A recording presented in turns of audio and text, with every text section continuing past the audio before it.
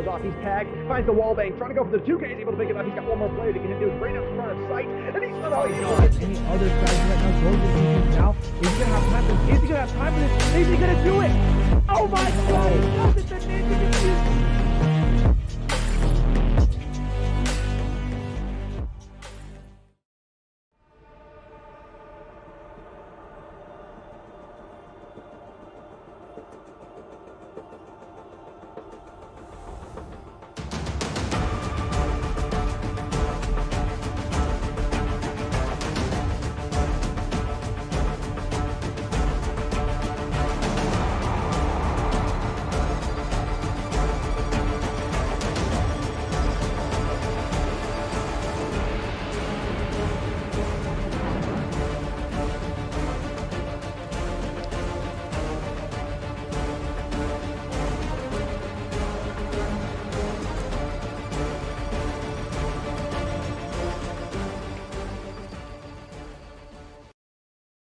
Don't you think it's time to up your game?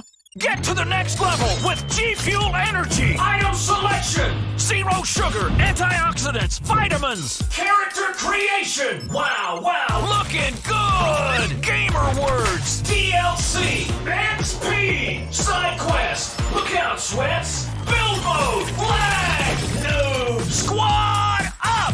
G Fuel Energy. We made this commercial for you gamers.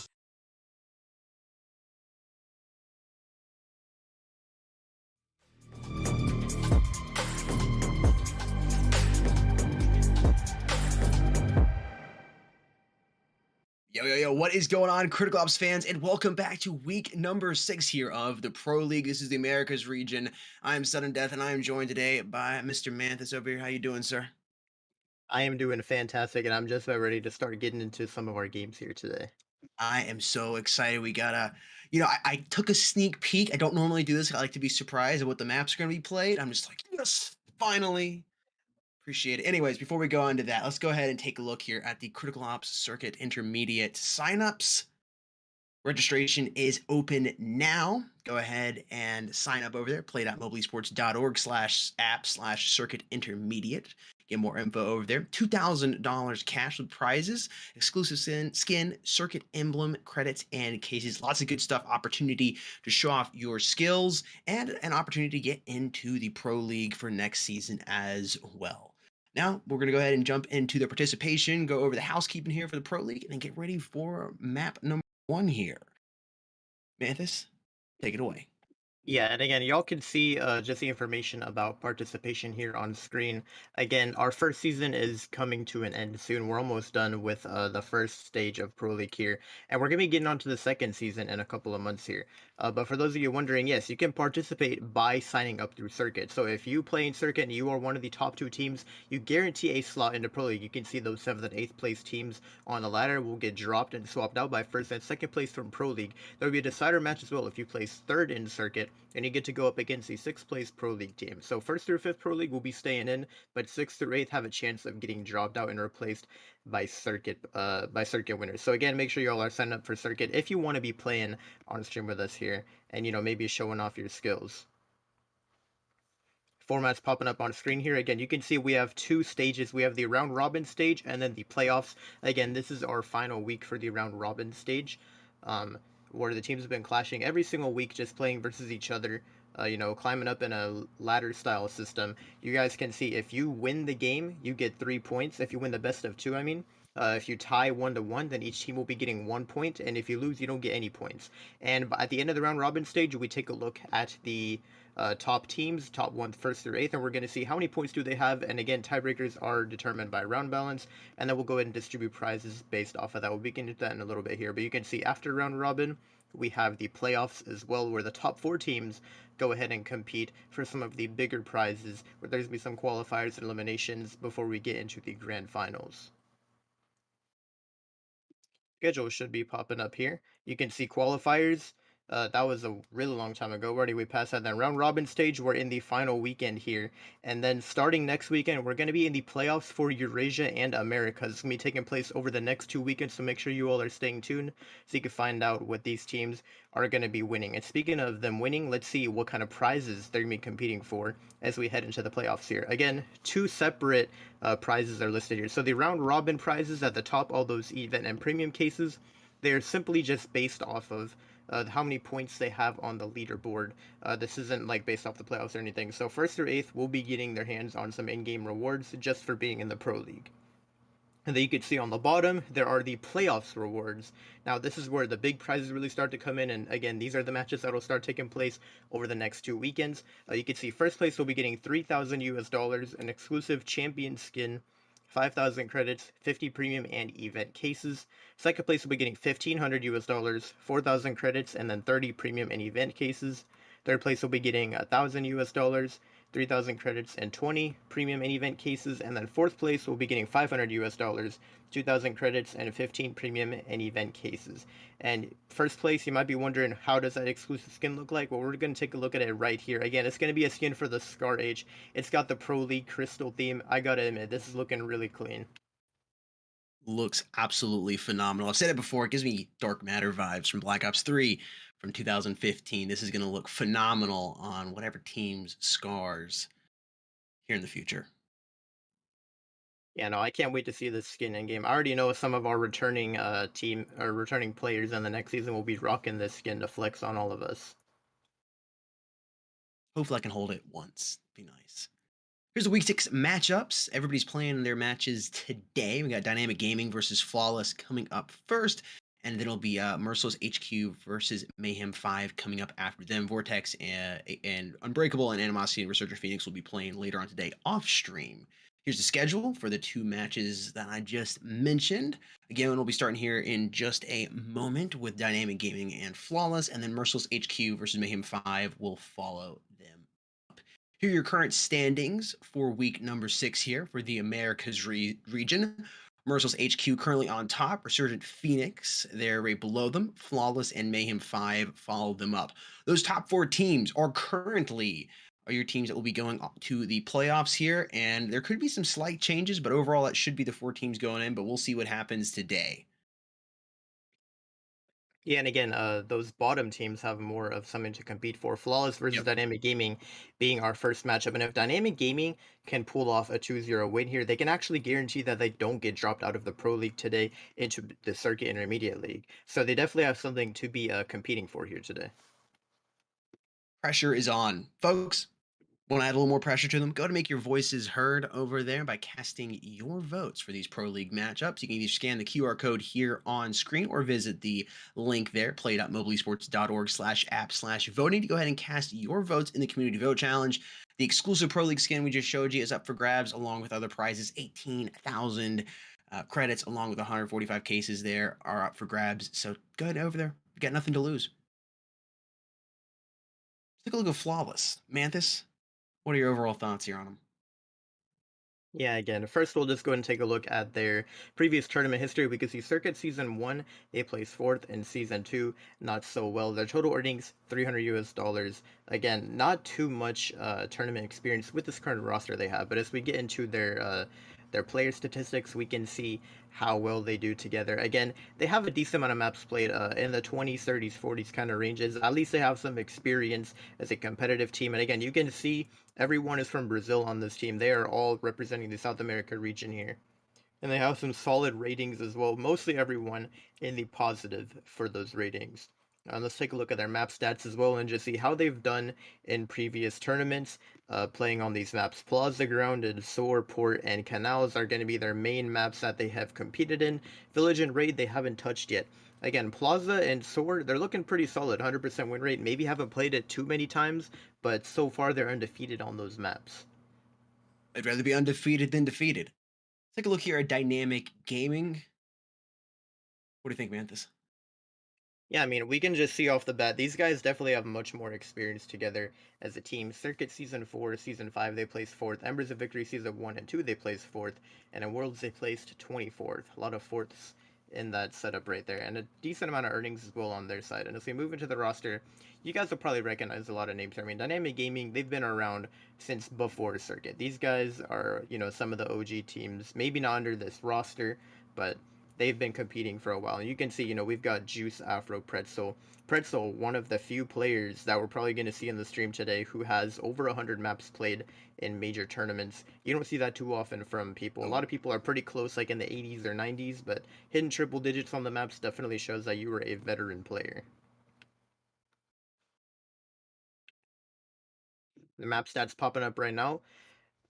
Plaza and Grounded, probably not their best. They're kind of in the negative. Port, they're 50-50. Raid is actually really low for them as well, but Village, they have a 67% win rate on. And I tell you what, that's something pretty exciting if you're Dynamic Gaming. I mean, if you have a good win rate on a map like Village that teams usually don't play on, then you're probably in good hands if that map does get chosen. Wink, wink. Let's take a look here at the lineup between both these players. Just going a little more in depth with the matchups you might be seeing happening today between some of these players. Happen in Eulogy, the first players popping up here. Flawless on the left, Dynamic Gaming here on the right. 49 maps, compared to 22.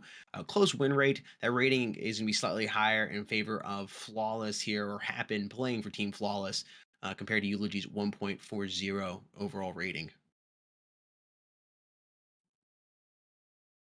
We can see Nakba and Pretzels popping up here again. There is the man with the triple digits. He has a lot of experience and a pretty high win rate as well. Yeah.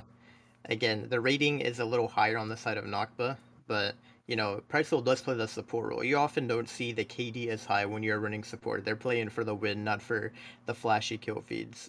So you gotta respect the team play. This man is experienced as well, so we should be seeing some good things from him here today. And now we can see Juice versus Knock over here. Again, a lot of maps on the side of Dynamic Gaming. 61. Win rate not looking too hot for Juice, though. That's probably one of the lower win rates we will see. Rating in the negatives as well. But again, this man has been around for a while under the name Dynamic Gaming. And Juice does take the role of IGL as well. I think we'll be seeing, it's kind of going to be a setup where you got the team with more experience versus the team maybe with better stats, but they haven't played as much. Mafia and Afro popping up here. 40 maps for Mr. Mafia, 21 here for Afro. That win rate is abysmal over here for Afro. 33%. That rating is going to reflect that at 0.87. A 62% win rate coming in from Mafia, the overall win rate of 1.21. And just for those of you that joining for the first time, those ratings calculate multiple different things. That's just not KD. That's also taking into consideration win rate, the maps played, et cetera, to go ahead and get that overall score. Karinga and a Rat. I hope it's properly popping up here on screen. No experience there for Mr. Karinga. 11 maps over here for a Rat and a 27% win rate.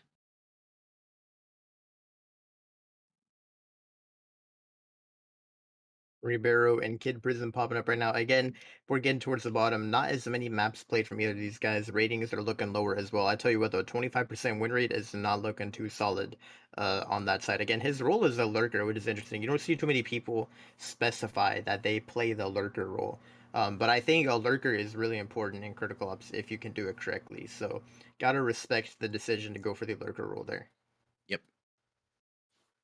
I think it's time to take a look at the map vetoes here, or the map pool overall for this matchup. Like I said, I cheated. I took a sneak peek. I'm excited for the maps we're even playing on today. Raid getting X'd out. Left swipe, not interested in you. Yeah, DYG coming in with their choice. Grounded, yeah, not feeling grounded, not taking you out for drinks. The first pick coming in here from Flawless is going to be on Port. Manthus and I love Port, and look what it is.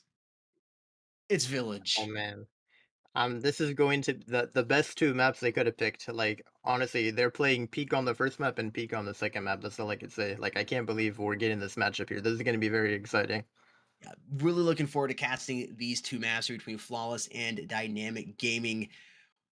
Let's take a look at the community votes. I think, I don't know. I was gonna say maybe it's gonna be close, but sometimes I'm not gonna say anything. I'm gonna wait and see what happens. Oh my gosh, it is not close at all. Oh, wow. Whoa. See, this is why I don't vote. 80% in favor of Flawless. DYG coming in severely the underdog here. I don't know if I've seen this much of a lopsided matchup in a minute. Yeah, no, 16%. I mean, and especially you got to remember we're going to be playing cross region here, so it's not Yeah. like either team's going to have server advantage. But I tell you what, all the Brazilian fans just came out of the woodworks for this vote, man. I mean, they are supporting Flawless Dynamic Gaming, not getting the votes I was expecting them to, so this should be kind of interesting. And 4% think Flawless isn't going to go flawless in this matchup today, and it will be a tie 1-1 in this best of two. Folks, with all being said, we're waiting for a couple more players to go ahead and join up, and they'll be ready to go ahead and dive on into the first map. Of course, we can't start before all the players in the room. Trust us, we want to start right away. We're ready to cast. I know you're ready to watch, but again, we're waiting for those players to join up. They got to get their G Fuel. You know, sometimes you got to charge your iPad, get in the room, do all the stuff you got to do behind the scenes. If you're curious about the rules, head over to mobilesports.org too, so you can see what those players have to do to make sure everything is on the up and up before getting into the room. And like I said, you got to get that G Fuel. You got to do it. You need to have the energy, you got to have the focus to go ahead and play at the top level. You can do so right now by heading over to Mobile Esports, or excuse me, gfuel.com using code esportsmobile and check out to go ahead and save 30% off anything at gfuel.com. That's right, 30% off anything, your entire purchase at gfuel.com by using code esportsmobile at checkout. Not only to get the amazing product that is G Fuel, but you get to save yourself some extra change, which is a win-win-win. Once again, for the final time, that code is esportsmobile at checkout to get 30% off anything at gfuel.com. Manthas, you seen the new Lucky Spin?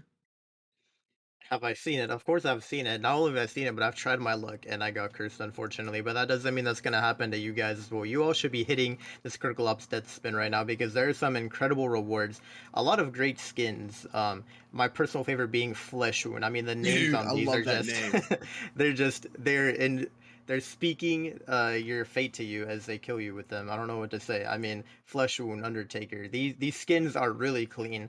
I definitely think you all should be getting your hands on them. It's still up for another week or two, so make sure you all are hitting this lucky spin if you want to try and get some of these incredible skins that you see on the screen right now. Again, Truly we've been going in phenomenal. a pattern here. I think the last one we had Pestilence, now this one has a theme of death. There's going to be 2 more lucky spins in the near future, so make sure you all are staying tuned to find out what the next spins will be as well. Love Flesh Wound. It sounds like a sword from Lord of the Rings. Like, you know, everybody's sharing their swords names. Well, this is Sting. Like, this is Flesh Wound. There's a story behind that. Again, take care. Go ahead and drop in into the game, and good luck on getting one of those amazing camos for your guns. Folks, again, still waiting for a couple more players to go ahead and join up. Let us know in the comments section down below who you think will be taking map number 1. I know you voted in the community polls. Love that. But I want to know a little more. What's the score going to be? I'm always curious to see what people's thoughts are on the score. It's going to be 13-4, 13-10, super close. Let us know which that score line is going to be on the map of Port. Yeah, and again, as we come into Port here, we all know we've seen Port a lot of times. This is a map that really tests your skill as a team. You want to see how well these teams play together, how much they've practiced, their strategy, their utility.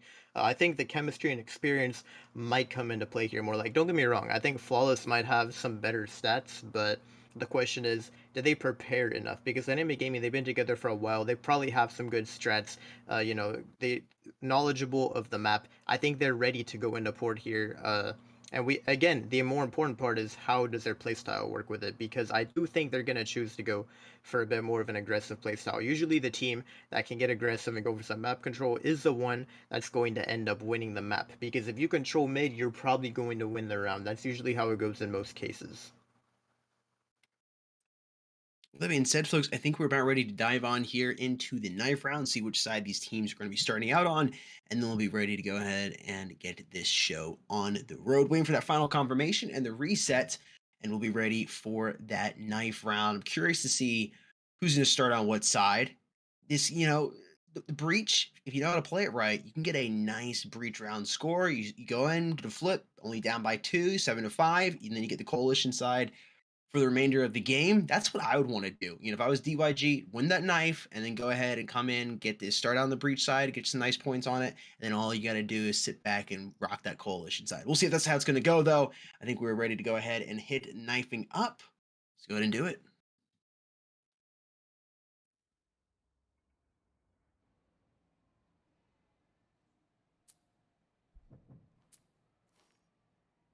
And they're off.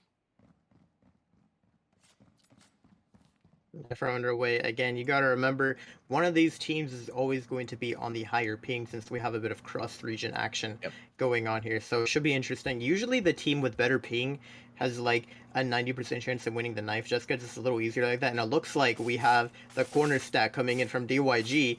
Oh, a lot of trades are coming in. I can't tell who's going to win this one out. Oh, it's just barely going to be flawless. And it looks like they've chosen the coalition side. Interesting. So, Dynamic Gaming didn't win the knife round, but they're starting on the side. I was thinking they might if they won the knife. Flawless, though, must be pretty confident for their breach side performance to go ahead and start on the coalition side. Yeah, I mean, maybe, again, we don't know how the server's looking right now, but maybe they're just going to try and shut them down quickly. Again, we'll go ahead and take a look at the scoreboard once we hop into the game so we can figure out who's playing on what server and all. But yeah, just waiting on the final confirmation. I think we're going to be ready to hop into the pistol round here. Yeah, we can get this match underway. Is that dual MTXs I see being brought out by Pretzels? Oh my gosh. I love you, Pretzels. I actually saw somebody yesterday in Europe, Eurasia, get a kill with the dualies. Very rare. Used to be the gun, man. Years ago. Aging myself just a little bit. It was like, the dualies suck. Juice popping in. That A bomb site is uncontested, and that bomb has been planted. I'll tell you what, the dualies on Pretzels, probably going to come in huge here if he's playing these close quarters. Just to say that, though, he gets taken down. He didn't have the armor to back him up. It's not looking good for DYG. They've already lost 2 players coming in on this retake. But Juice hits a nice headshot there. That's going to be a clean pick. It's a second, but no, he's going to get overrun. Flawless are already going to get us started off in the right direction for our first matchup here. Yeah, that's the only problem with buying the dualies there at the start is, of course, you lack the armor necessary to properly get up in somebody's face and really utilize them. Yeah, because, like, don't get me wrong, the dualies definitely a better gun as far as stats, but it's like, when you sacrifice the armor, you get aim punched so much harder and everything. Yep, yeah. Dynamic Gaming, having lost that round, will be going here into an eco. Pretzels has pulled out a Deagle to work with, a couple MR96s and tomatoes in Kid Prism's hand. Nakba finding 1. I thought it was 3K for a second. I don't know how he got it. It's actually happened. Finding 2 now. Coalition wins. And Ribeiro is going to put down Pretzels, and Flawless quickly takes round number 2.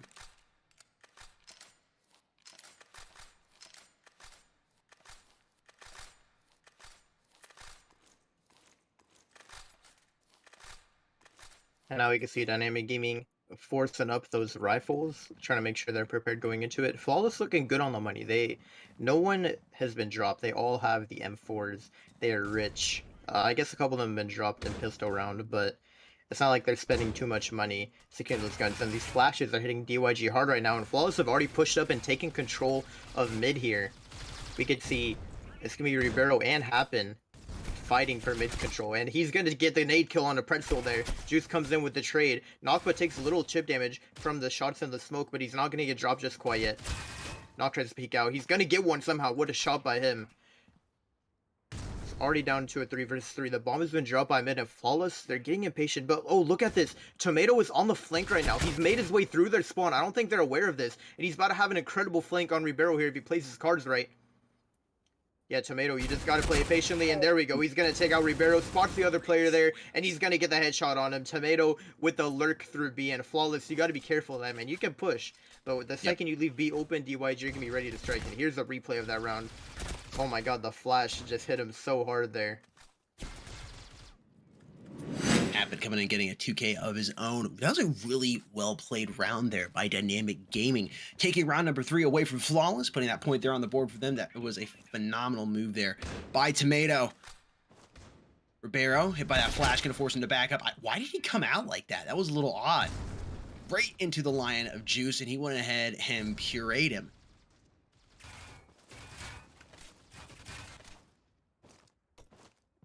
A seems to be the side of choice here, but they are looking like they could push over towards B. There's only 1 player on B. Of course, we can see that due to the mini-map. They don't know that quite yet. Here comes Nakba around the corner, trying to go for that 2K play once again. He's going to find Kid Prism, looking to see if he can pick up that second player. 4v4 here on the body count board. Player number 0. It's Afro popping around the corner. See if you can go ahead and frizz him. Juice moving up. Oh man, that timing is gonna hurt for Mafia there. And now he's gonna Mafia. peek out. And Juice is just ready, gets caught with his pants down. Afro is lurking as well. He's gonna drop Nakba there. Now it's down to Happen. Can he win this gunfight? No, Afro's gonna be the one to win it out. And now it's down to Knock, but I think this round is over for Flawless. He is able to secure an SG. At this point, I would just save the gun. You could run back to A-Long, secure for the next round, but it looks like maybe he's going to try to go for it, or at least go for some exit picks here, which is a smart choice to make. Yeah, he's able to drop Tomato, chooses to back up off of that pick. Make it, make it dent in the economy of DYG before you get dropped. I'd say that's pretty good on his part. Yeah. Agreed. I was thinking maybe go B long, see if we can get one more coming out, but he's going to move over here by crates. He might be able to pick up Afro. Afro's got to be careful that bomb goes off. He needs to be far away. I think he's well in the safe range, and everyone is just going to be saving the guns at this point. DYG have tied it back up, lost the pistol round, but they managed to bounce back, and maybe look and see if they can take the lead in this round, because Flawless do have to take an eco here. Knock the only one with the rifle that he saved from the previous round. Couple flashes ball on the side of Flawless. I think maybe they're going to try and go for some map control once again. Ribeiro is already just pushed up in this corner. His teammates flashing for him. This might not be good for me. Oh my goodness, what is going on right now? Double flash. Oh. My man. Okay, that round just went crazy in no time. Juice doubling up there at the end. Oh my goodness. That really sucks for Ribeiro. My man got flashed like 3 times in that corner. Yeah. 3. He saw nothing but white that entire round. Round number 6 underway. Dynamic Gaming has taken the lead here by 3. It'd be a huge upset, I think, for Flawless based on the community votes if Dynamic Gaming is able to pull this out. I'm liking what I'm seeing. You know, you're looking at their stats and everything, and Flawless had, not want to say significantly better, but definitely better stats than Dynamic Gaming. But overall, what I've seen so far, I think both these teams are pretty equal in terms of gun skill. It's going to come down to some IQ plays, some strategies, some fakes. Does Mafia not know he's crossed? I think he spots one there. Oh man, I thought he was going to get taken out there. We see Happen on the A side shooting through the smoke.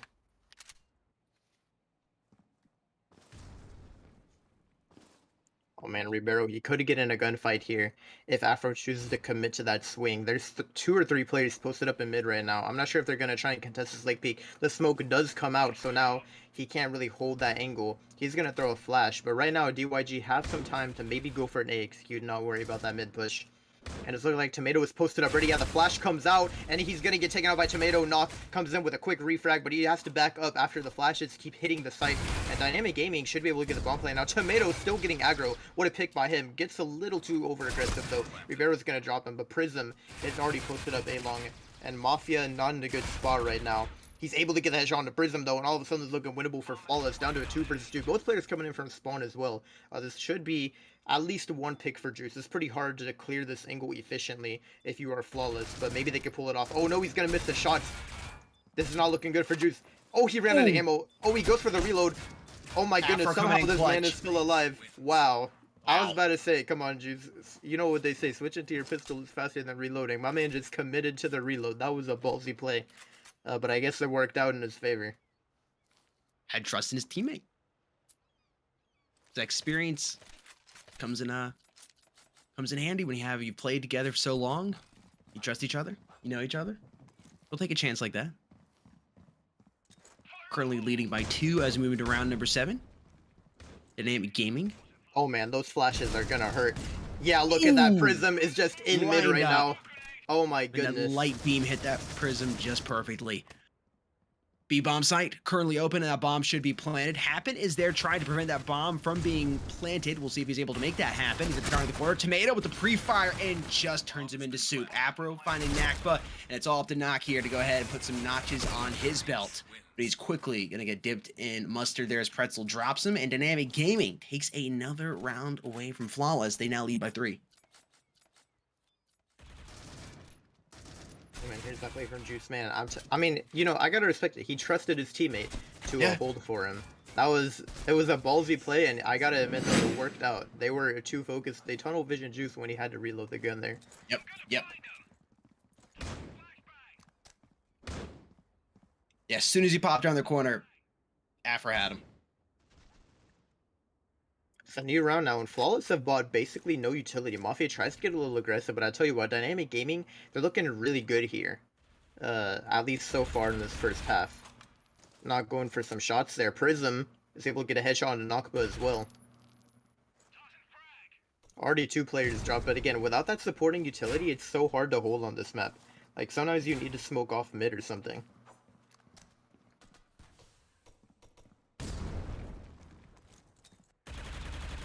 About a minute left here on the clock. 4 players alive here for DYG. 3 up for the side of Flawless. That bomb has now been planted. Afro making it 2 alive now for Flawless. And it looks like it's going to be another round secured here by DYG. Unless Ribeiro and Happen can go ahead and clutch up here. I think they're probably just going to go for the save here. Juice is posted up on a nasty angle. He's able to drop one. Happen does come in with the refrag. And at this point, he's probably just going to go ahead and save that gun. But DYG, they're on the hunt right now. I mean, they are flanking him. I don't know if they're going to make it to be long in time. But Prism is on a hunt of his own right now. Maybe Pretzel can cut him off as well here. Afro is going to get taken down by the bomb. And no, Pretzel is going to get dropped. Oh, and I thought he was going to peek him there, but he didn't. Just barely ran out of time. Let's take a look at the scoreboard real quick after this replay. Again, here's that mid play here. The flashes just come out. These guys can't see anything. Just easy lineup for Prism.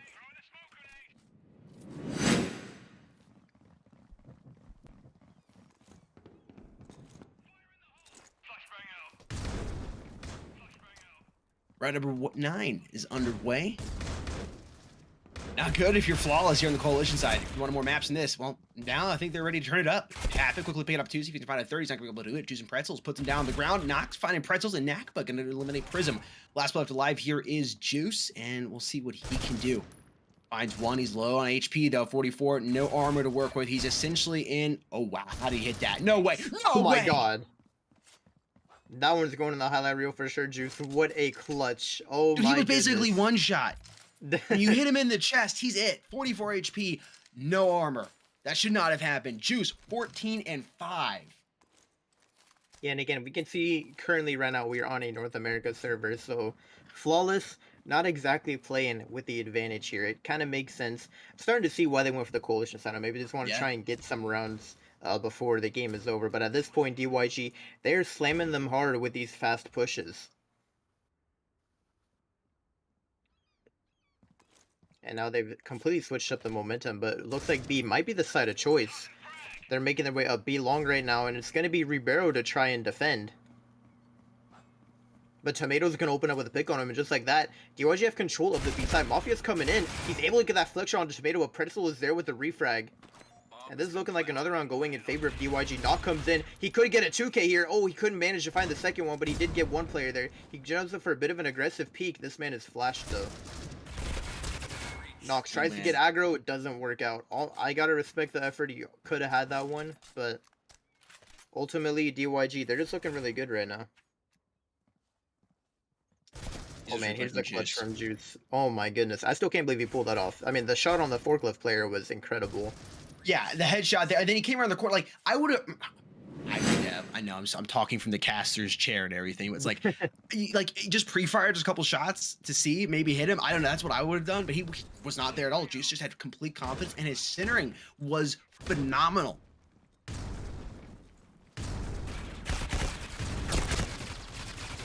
Oh, and huge damage taken from these mid players. Ribeiro. Oh, what a flick shot into Juice. I thought he was getting dropped, but he managed to recover.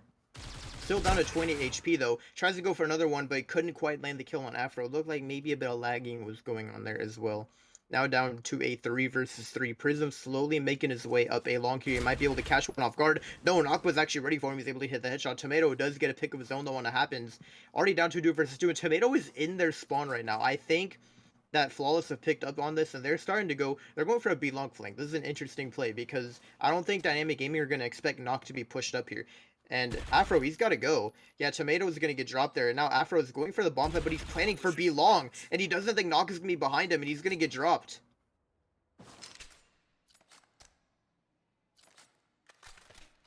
I know it's probably not going to happen, but if Flawless could get one more round here, they'd probably be in a good spot if they can win the next couple. You know, maybe win the pistol on the flip. They can at least have a better chance of winning this one. Yeah, interesting. Played 2 times here competitively. Each of them have won 1. Each of them have lost 1. Yeah, if you're Flawless, you definitely want to be going to the flip. Only down by 4.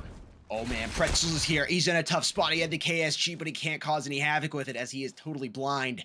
Dynamic Gaming in a bit of a broken buy situation here. Happen, prowling around, looking to see if he can find anybody. Juice moving here with his teammates over to this B bomb site. And go ahead and plant it. Oh man. Tomato. Oh my god. That is unfortunate for Juice. Okay, pretty good half by them, I got to admit. Flawless managed to get 4 rounds. That is a pretty solid half, especially if you're lagging out there a little bit. And look at this. This is so interesting with Dynamic Gaming. They've gone for 3 frag grenades. I feel like they're about to go for some nade spam over towards mid, maybe. I like it. Gotta do whatever you gotta do. Gotta work with those higher pings. Of course, the reason we're having this matchup, folks, also people asking in the comment section, this is the Americas. That means you're going to have matchups between North America and South America teams. They know this coming into this. There's going to be a bit of a ping difference. That's why it's a round robin and not an elimination style tournament. Oh, Tomato. Oh, no, Knock. I don't even know what's going on. I'm back now. There's so many players just dropped right there. And Knock goes ahead and knocks Kid Prism on the ground. Just shatters him. Flawless definitely needed that W right there. This play can go ahead and close that gap even more. It's easily going to be 8-6 here, potentially 8-7 if they play these next couple of rounds right.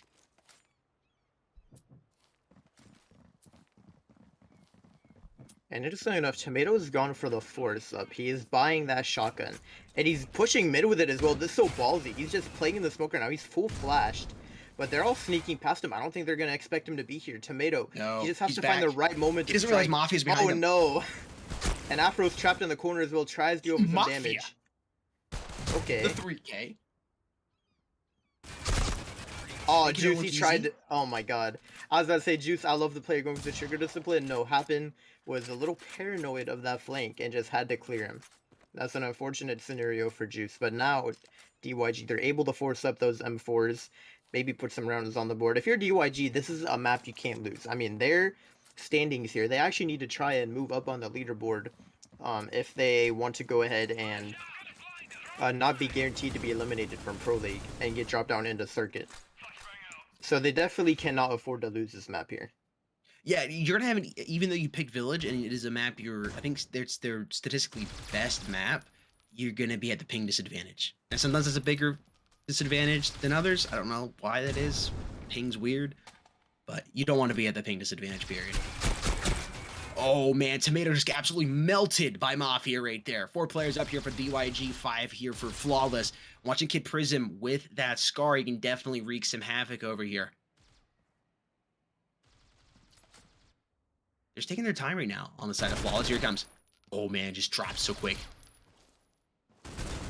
Needs to pop that reload. Even if Flawless takes the L here, they did get that bomb play. A little extra cash is always good.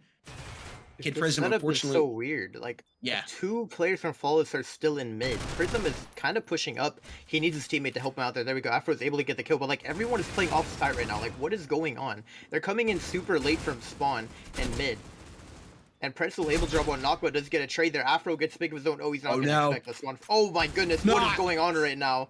My man had his knife out, but I guess the flank worked. But wow, that was a risky play from Flawless. Everyone playing completely off site.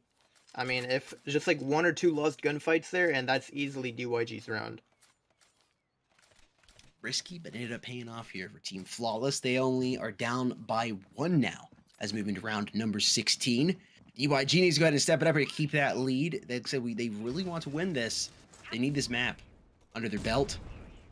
Go ahead and try to stay in the Pro League here. Oh, Juice takes a hard dink there. Forced to back up now because of that. A lot of mid control being shown by Flawless here. The question is, where are they going to choose to commit? They still have plenty of time. Oh, Pretzel's going to eat that flash. Forced to back up, but they don't really push off of that, interestingly enough. I thought maybe that was where they were going to decide to make a play. Tomato goes from there, some shots there. Pretzel's going to spot some as well. 4 players over towards mid on the side of Flawless here. Still no commitments being made. But the smoke is gonna drop any second now. Juice super low on HP. Dynamic Gaming has to be careful. I'm looking at some of these ammo counts for the players, and they are low. Oh, Yeah, less spamming is not gonna help. Yeah. Flawless is just trying to wait them out, using the utility very, very well. Pretzel's here giving away his spot. He needs to be careful. Doesn't want to get burnt. He is going to get burnt and dropped there in the oven. Afro finds one. He's got a lot of players to contend with. Looks like he froze there for a moment, and Ribeiro is going to go ahead and clutch up there. It's up to Juice and Kid Prism. Juice basically one shot. You can only get so much more. Oh my gosh, so much more one shot than that. He just dropped Mafia down to that one shot territory too. Prism getting flashed just a little bit. I can't believe nobody's fired a couple shots just back there at Juice. Yeah, I don't know. Oh. Prism. That's such an awkward angle to peek, man. So hard to do that. I tell you what, though, a well-placed frag maybe could have put Mafia in the ground there. And now Juice chooses to go for the save, but he's getting swung right now. And yeah, they're not even gonna. Flawless are fighting to win this map. I mean, I know I was saying that maybe they can make a comeback. I mean, it's starting to look more possible here. 8-8. I mean, they're yet to lose a round. Going into the flip here, and DYG, they just keep forcing up M4s. What they really need are these AUGs. They need good rifles to counter, even a SCAR or two. Like, you can't keep forcing those M4s. Like, even if you think, fine. Eco. Exactly. Like, sometimes it's better to take one eco round than to just force weaker guns, like 10 rounds in a row. And oh my goodness, what a wallbang shot from Mafia. I can't believe he just got that pick. Pretzel tries to get aggressive here. Can't even find the pick, though. Again, the weaker weapon just can't take him out. He gets taken out really low, but he can't find the kill. Afro is now our last man alive. Over towards the garage. They might not expect him to already be pushed up here, though, because they already killed 2 players there long. But everyone is, like, clearing every other corner map. Maybe they're expecting him to go for the save. That's the only way that I think Afro catches someone off guard here. He's just creeping around the corner here. For whatever reason, Flawless are yet to plant. Why does he still have his knife out? I don't know. I don't know. Like, take your gun out, man. You're walking through the container. That is a death trap right there. Interesting decision. And I'm telling you, DYG really need an eco, but instead they're going for the force. So they again and again. They got to make a decision here. If they're not going to eco, you going to go for the M4 with the utility, or you going to go for the AUG and little to no utility? And we've talked about before, utility is important on every single map, but it's just a little bit more important on this map. And that's something I've seen Flawless do so well, is their utilization of the utility here on port on the breach side. They won the knife round. They wanted that breach side on the half, and it's working out for them. Wow. Sea of yellow. There were just a couple blue buoys. 2 players up here for Flawless, and 1 player alive here for Dynamic Gaming. That's Pretzels, and it looks like he's going to try to plant the bomb. He needs a little extra cash for his team. Bomb has been planted. See if they can win this round. Tie it back up. Oh man, Pretzels is going to spot one there. Flash does come out. Oh man, that Nades can do some damage to Pretzel that he probably couldn't afford to take, and yeah, Knock is just going to clean it up there. Flawless are looking closer and closer to win this. I mean, they've had a flawless half so far. They're looking really good. Yeah, seriously. Staying true to their name. And again, they won the knife round. They started on the coalition side. I was like, maybe they got something up their sleeve for the breach side, and that definitely seems to be the case. They are absolutely dominating right now. What's it, 6 rounds? It was 8-4 going in the flip. Yeah, it's been 6 rounds uncontested thus far by Dynamic Gaming. Again, continuing with the force ups. A little bit utility to work with, but not a lot. Still some M4s out there on the playing field as we move into round number 19. Quick trades coming in. Tomato going to pick up a kill of his own and tries to go for the 2K, but it's Knock who's going to go ahead and splatter him. Ooh, Afro, that was mean. Oh my goodness. Again, he has the AUG there. He wins that gunfight. I don't know what to say. Like, I can't keep stressing it enough. Like, at this point though, you're in too deep. Like, it's too late. You should have ecoed a long time ago. Now it's 8-11. Next round's gonna be match point. Can't really take an eco at 8-11. You just gotta hope for the best. No, you should have taken eco at 8-7. Go ahead, tie it up 8-8. Maybe they win one more. It's 8-9, and then you can go ahead and start battling back and forth and try to bring it back in your favor. But at this point, like I said, they're just in too deep. They are committed now to the force ups, and I think they're feeling a little panicked. Pretzels quickly picks up a 2K hip firing from the SCAR. That is not easy. You got to have some trigger discipline right there. Minute 27 on the clock. Juice popping around the corner, trying not to get juiced himself, and he is going to get that. Nakba drops him, and Knock is going to go ahead and clean up there on Tomato, but Dynamic Gaming is able to pull the W out in their favor. It's 9-11 right now. They're 2 rounds down from Flawless. And that snowball finally put to a stop that Flawless was building up. DYG, a much needed round for them to try and squash the momentum they were building up. And now the question is, how long can they keep it for? Because Flawless are 2 rounds away from winning this one out. Yeah, Dynamic Gaming definitely still in this, but they need to at least tie it up before they get match point. If it's 9-12, it's so, oh my gosh. Pretzels had an opportunity to hit the quad feed. He's able to do good damage though and drop 2 players. Caught Flawless off guard. They weren't expecting that. Tomato has moved around behind here, but he's gonna get found out. I don't think they realize Juice is back here. Can also see Afro in the smoke when that clears. Oh man, great teamwork. Knock is gonna put Juice down on the ground, but Kid Prism should have him. Blast some shots at his chest, and that's all she wrote there for Flawless in round number 21, folks. We are 1 round separating these teams right now. It's 10-11.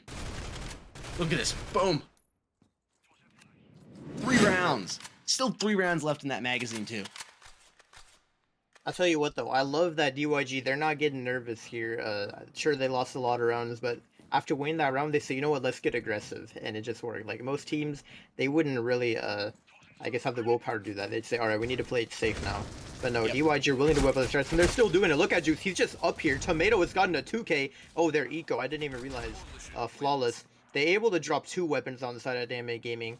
But now it's all tied back up, and man, I tell you what, Flawless, this would definitely be a bit of an upset for Dynamic Gaming if they could pull this off. But at the same time, I don't know. I can't make a prediction here. I mean, it's so close. This is just great teamwork here. Great teamwork. That entire round right there, DYG, that was really a phenomenal round. Round number 22. Now we're tied up here. Flawless went for the eco. They needed it. And they're still in a bit of a tough cash spot, but at least they can compete here. Tomato. Oh my gosh, Tomato. This man is just pushing up. He's showing off his phone skills to all these iPad players here. Juice, always going to get caught by the swing from Mafia. And Tomato is holding a pixel peek right now to see if anyone's going to contest him, but it doesn't look like that's going to happen just quite yet.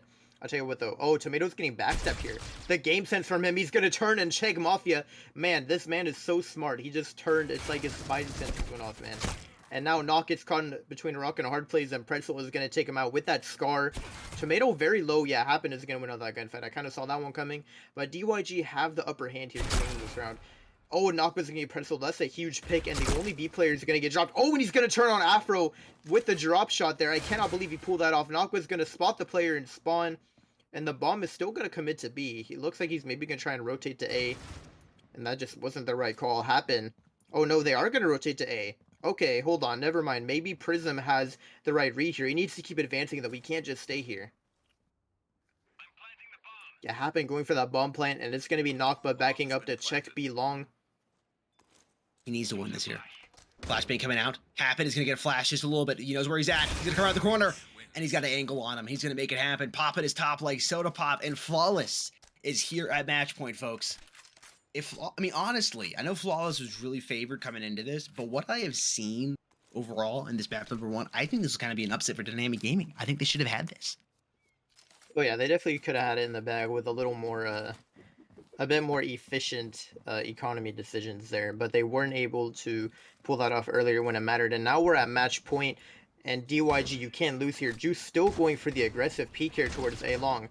And he's able to take out Knock, a huge pick, headshot onto him. Prism is flashed over towards the back side. They're already going to be inside. Prism's able to drop 1, but he's going to get dropped by Ribeiro over towards the left side. But Pretzel's already here with the refrag. It's down to a 4 versus 2 now. That nade's going to soften him up just a little bit. And Knockba's here coming in with a pre-fire. He's going to get that player so low. Tomato's posted up around the smoke as well. He's going to spot out Happen. Oh, and the gunfight's going to be won. And all of a sudden, it's looking like maybe it could be Flawless round. However, the bomb is on A. They could go to B, but it would be a bit hard for him to back up at this point. And, same story. 2 M4s here for DYG. We got an SG and AUG here for Flawless. Oh, excuse me, there is an SG in the hands of Pretzels now. Did he just pick that up, or did he have it the whole time? I think he just picked it up. He just swapped it up. Okay. My eyes do not deceive me. I was like, I need to put my glasses on. You're getting old. Oh, man, that's so unfortunate for Juice. Gets caught with a grenade in his hand. It's all up to Pretzels here. Smoke grenade coming out. He's got the SG to work with. Just a smidge of armor. Man, he needs to go now. He's got no time to defuse the bomb. Oh, he's not able to do it. Unfortunate there for DYG. But Flawless taking the W. Their map pick, but not their server.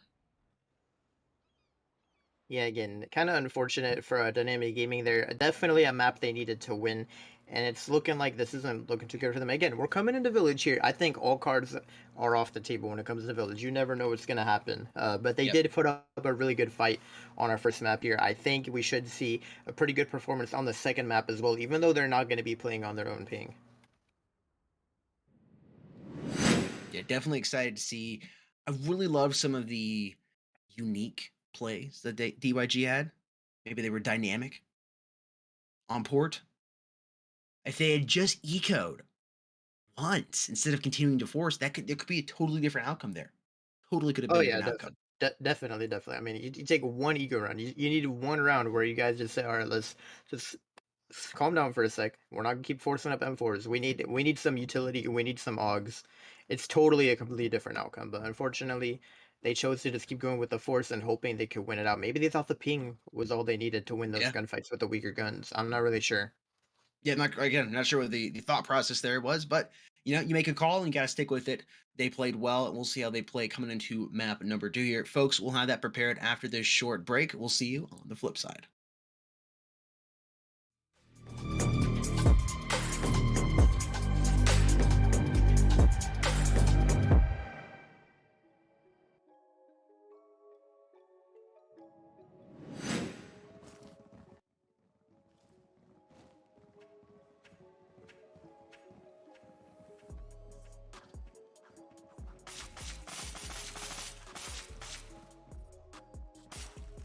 Wins.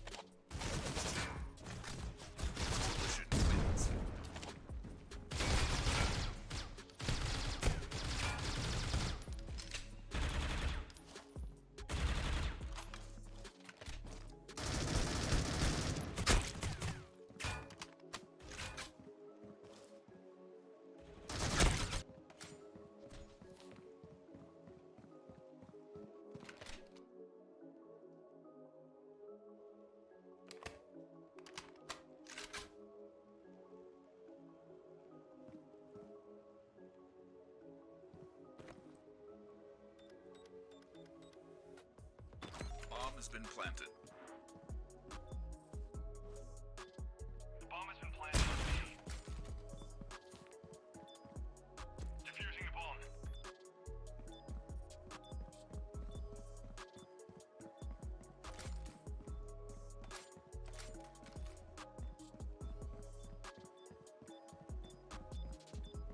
Defusing the bomb. Bomb has been defused.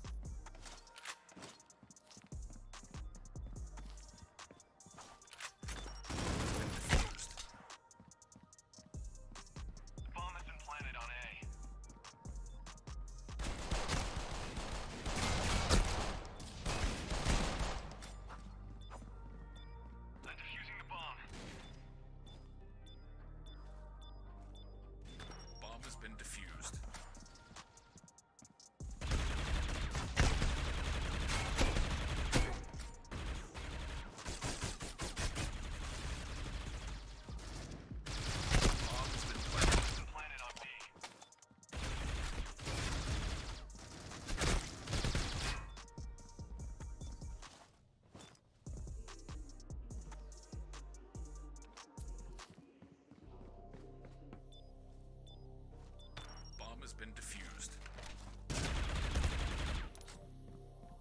Bomb has been planted.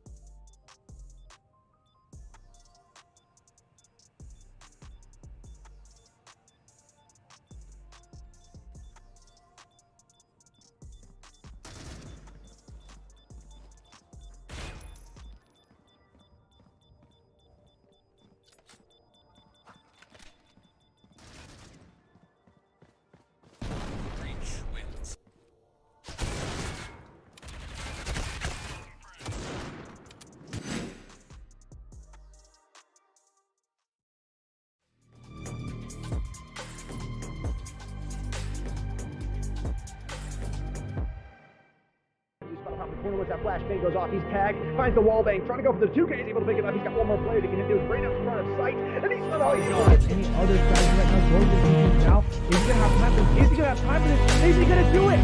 Oh my god, he does it! The ninja defuse!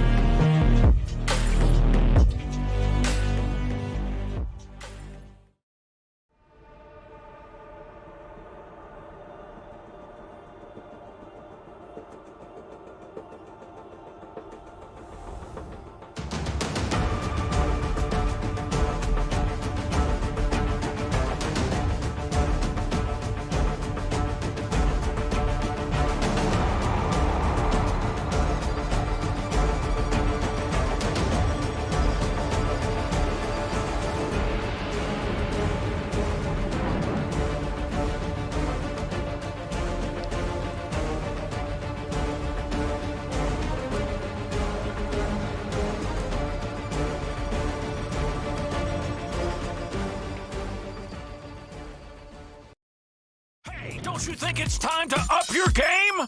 Get to the next level with G Fuel Energy. Item selection, zero sugar, antioxidants, vitamins, character creation. Wow, looking good. Gamer words, DLC, XP, side quest. Look out, sweats. Build mode, lag, no. Squad up. G Fuel Energy. We made this commercial for you gamers.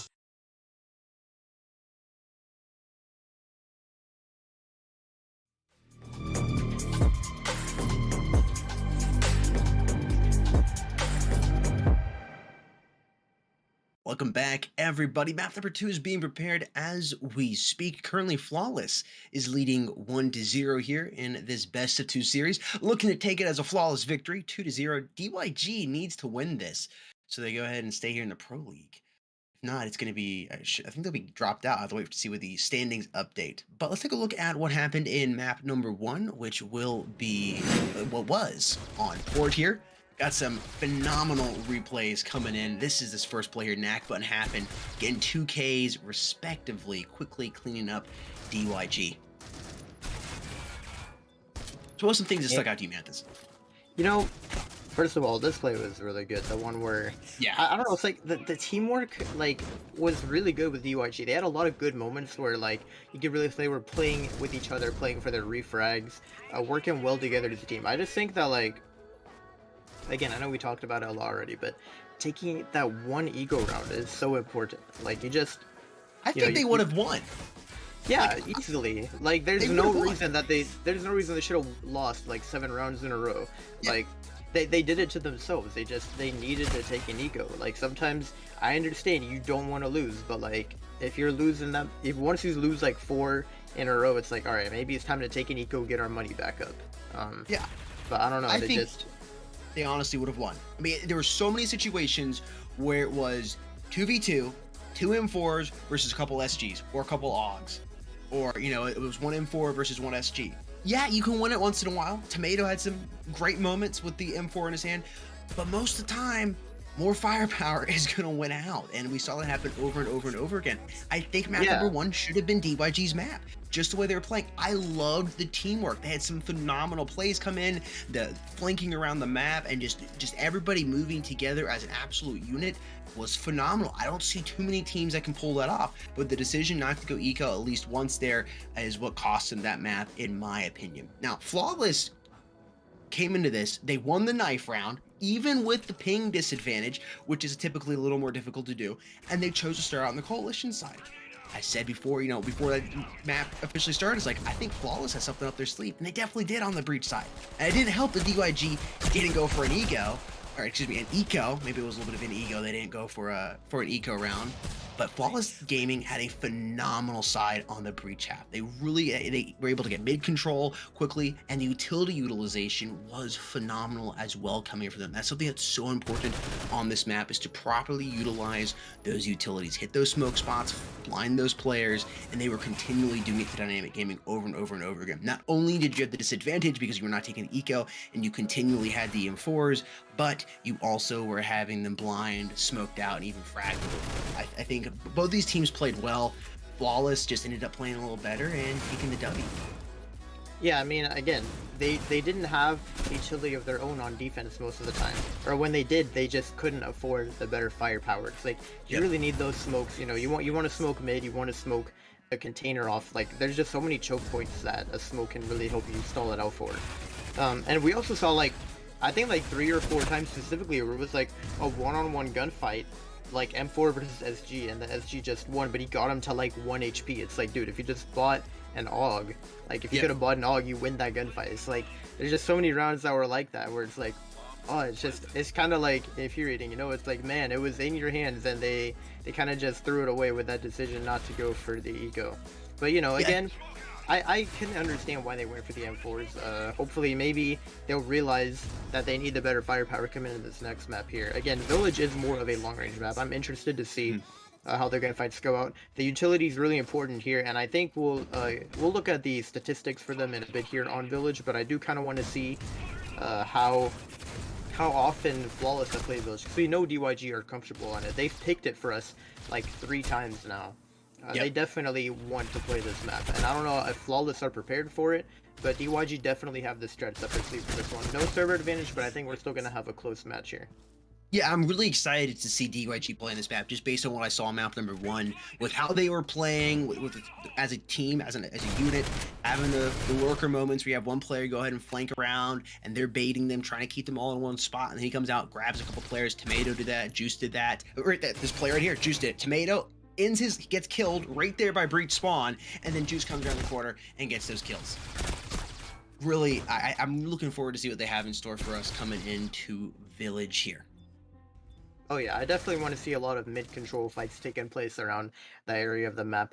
And more importantly, I want to see who's going to whip out the sniper, because this is much more of a sniper map than Port was. And I don't know if DYG have a designated sniper or Flawless have a designated sniper. We didn't see it come out at all in the first map. Again, Port isn't really the best map for sniping. You can make it work, but it's better maybe to just go for the Scar or something if you want to rock the longer range gunfights. So Village definitely a sniper map. I think we will see someone pull it out at least once. Yeah, and we have yet to see the KSG used on this map, because last time we casted Village, have we casted it all in Pro League? Or did we do it once? I can't remember. Yeah, we did it once. We had, I think, DYG versus Animosity. You're right. I was like week 2, wasn't it? I think it was like week 2 or week 1. I don't remember if anybody used the KSG, but that is a gun that could be utilized more in that mid section on the roofs and whatnot. That could be a devastating weapon to bring on this map as well. So it's definitely a closer range weapon. But I'm curious to see how that'll be pulled out. Maybe some TRG utilization. That's a gun that gets almost no love at all. Maybe see that brought out, be a little more mobile with your sniper plays. Probably not. I think the Scar, I mean, of course, the TRG is cheaper than the Scar, but maybe it'd be better to save up for the Scar to have that more mobility with a scoped weapon. I don't know. I'd be curious to see, though. I'm definitely excited to see what these teams have in store for us. Folks, we just have a couple more minutes here before we go ahead and dive on into map number 2 here. We're going to run through a couple more things just for everybody joining here for the first time. If you're new around here, by the way, I'm seeing people come in saying they had no idea that Critical Ops had an esports scene. Yeah, we do. Pro League currently going on. The Circuit Intermediate Series is just about to start. Registration is open now. This is the Intermediate Series. The Pro League, of course, is where the big dogs play. But if you're looking to try to get into that cage with the big dogs, the Circuit Intermediate Series is for you. Again, you can sign up right now. Registrations are open, or you can visit the link here on screen.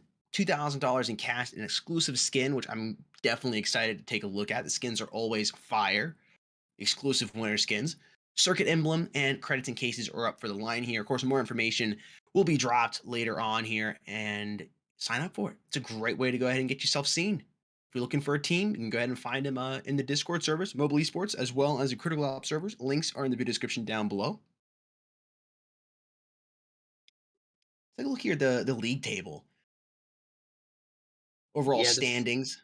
sneak peek at the standings, see how everyone's doing. Again, we know now these teams are competing. Flawless, again, no one has played yet this week. We have all four, so our off-stream games haven't happened yet. We still need to go ahead and take a look at how they're going to do with their off-stream games. But right now, if you're in the top four, maybe your focus is on number one, getting some of those prizes from the round robin, and then number two, trying to see if you can maybe get yourself in a better seeding, so you can have a better advantage going into the playoffs here. Because if you're in first or second, I think you're going to have an easier time making it to the grand finals than if you're in third or fourth. You really have to fight a bit more if you are in those lower of the third and fourth.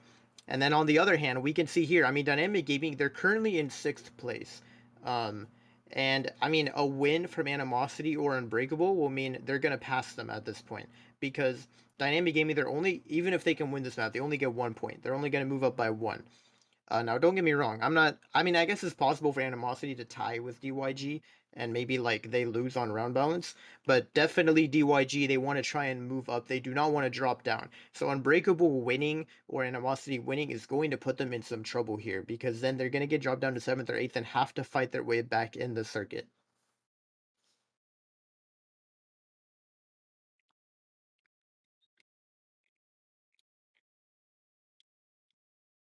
Those just joining, Flawless beat out DYG 13-11 in that matchup here on Port. Village is going to be the next map up. This is DYG's pick, but Flawless will have the server advantage coming into this.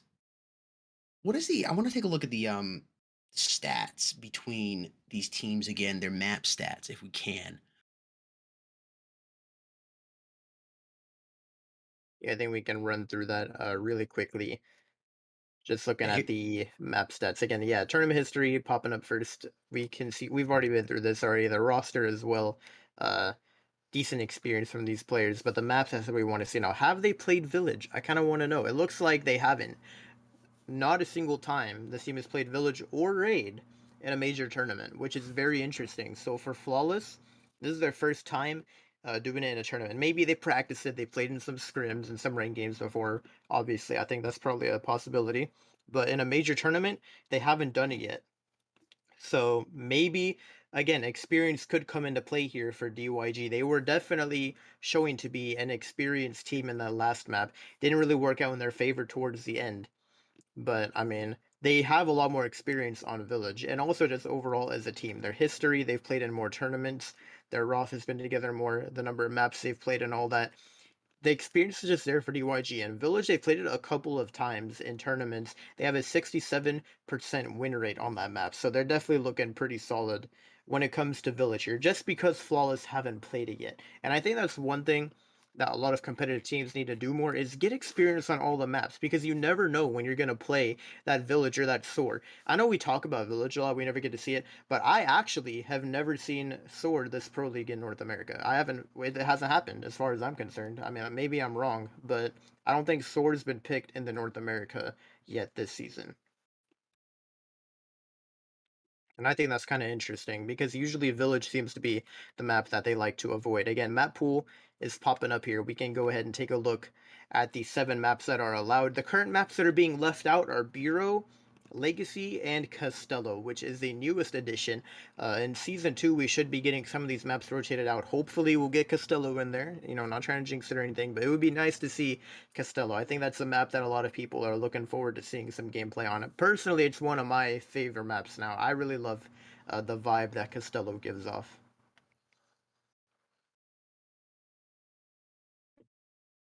Folks, we get into map number 2 here shortly. Just having working out something behind the scenes here with the team, so they can go ahead and get on into the room. Someone needs to go ahead and reset the Wi-Fi router. It happens, you know. It is what it is.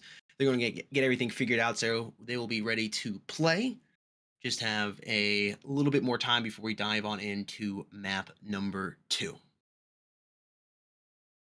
Take a look here at the Death Lucky Spin. I know we've been talking about it. 'Tis but a flesh wound. Some amazing camos in here right now. Mathis, what are your thoughts? Hey, what can I say? They're clean. The whole theme behind this one is the color blue. Gotta admit, anytime you have a good looking blue skin, I'm probably rocking it. I'm not gonna lie. And again, just the names on these are incredible as well. I know we talk about the flesh wound, but I mean, overall, I really love the theme behind this one. I think one of my favorite underrated ones is that P250. The P250 is kind of clean, and I know usually we get a lot of skins for like the AK, the SG, and the AUG, you know, all those popular rifles. But seeing it on the P250 is kind of nice. I mean, I love that skin design on the P250. I'm already using it in game right now. Like, that is what I have equipped. That's one of my favorites out of the spin, I think. And again, all of you can still get your hands on this lucky spin here. It's still available in game for another week or so. So make sure you all are hitting this lucky spin before it's gone for good. If you want your hands on some of those skins. 100%. Folks, we're going to have just a quick break time here, and then we will be back with map number 2 again. Just trying to fix the Wi-Fi issue here on the back end for a couple players, and then we'll be good to go with map number 2. We'll see you here on the flip side.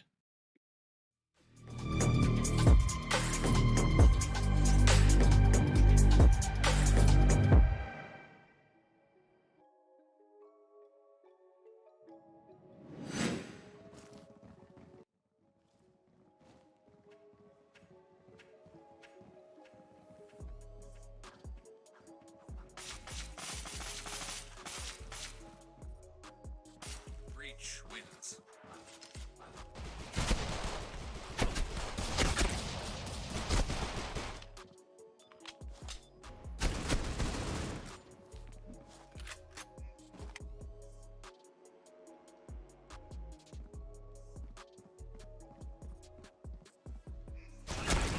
Breach wins.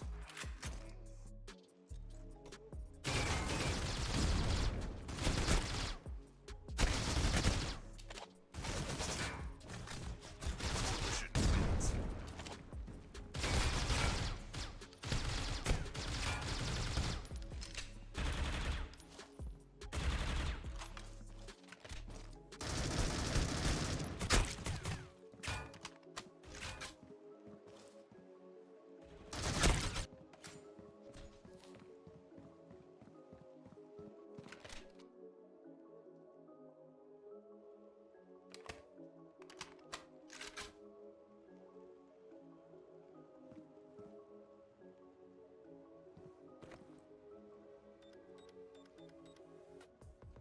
Bomb has been planted. The bomb has been planted on B. Defusing the bomb.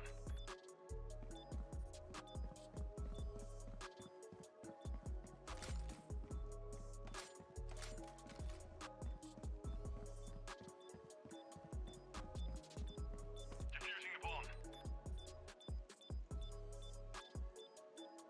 Bomb has been defused.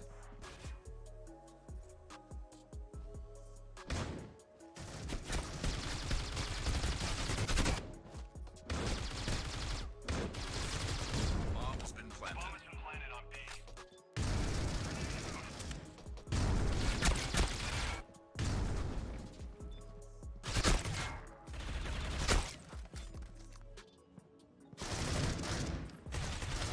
Breach wins.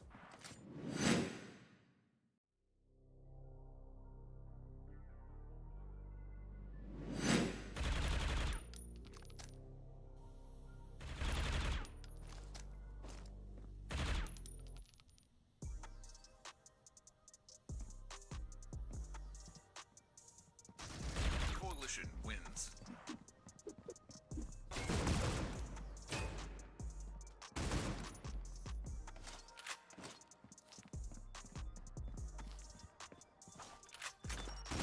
Defused. Bomb has been planted.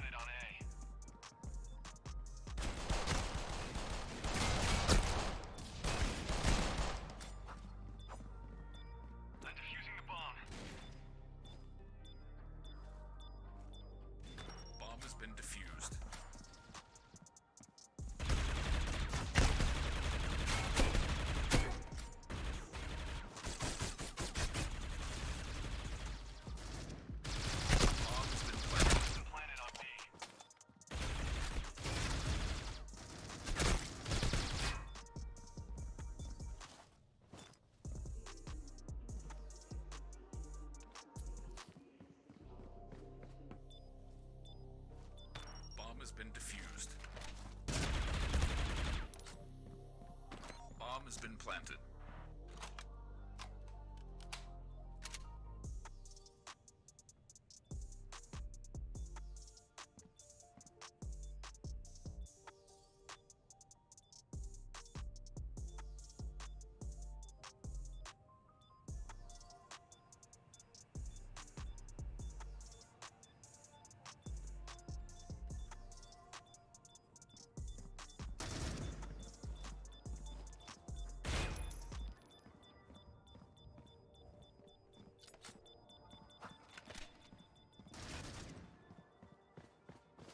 Breach wins.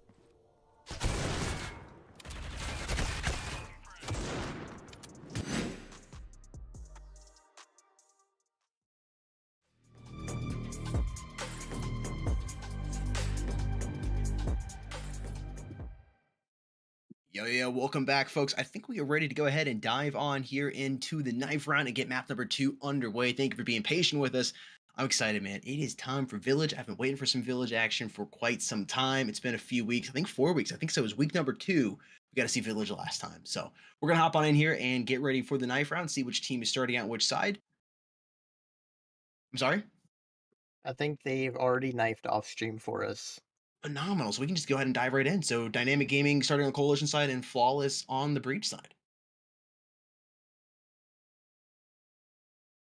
Should be hopping over into that game in just a moment here.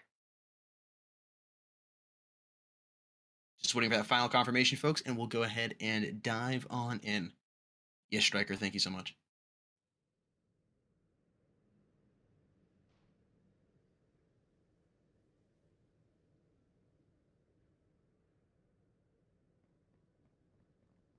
I think we're underway. No, we're knifing. We're knifing. We're knifing. Okay, Alright, now we we're made a good. We're good. mistake. All right, we're good. Now we know what's going on. Slight bit of miscommunication. Coming in, Flawless, having the pink advantage is... Oh, wow, look at this. They were expecting that. Mafia. Yeah, they can quickly clean up Juice. I was hoping for something a little less anticlimactic. I guess Minute Ramen left is on the on clock. the run. He's got 40 HP to work with. I'm surprised this is still going on. I thought he would whip out the These pistol. are some at this mind point. games being played right now, man. Breach wins. Ah, there we go. And the question is, what side do Flawless choose to start on? Looks like we're starting on the Breach side.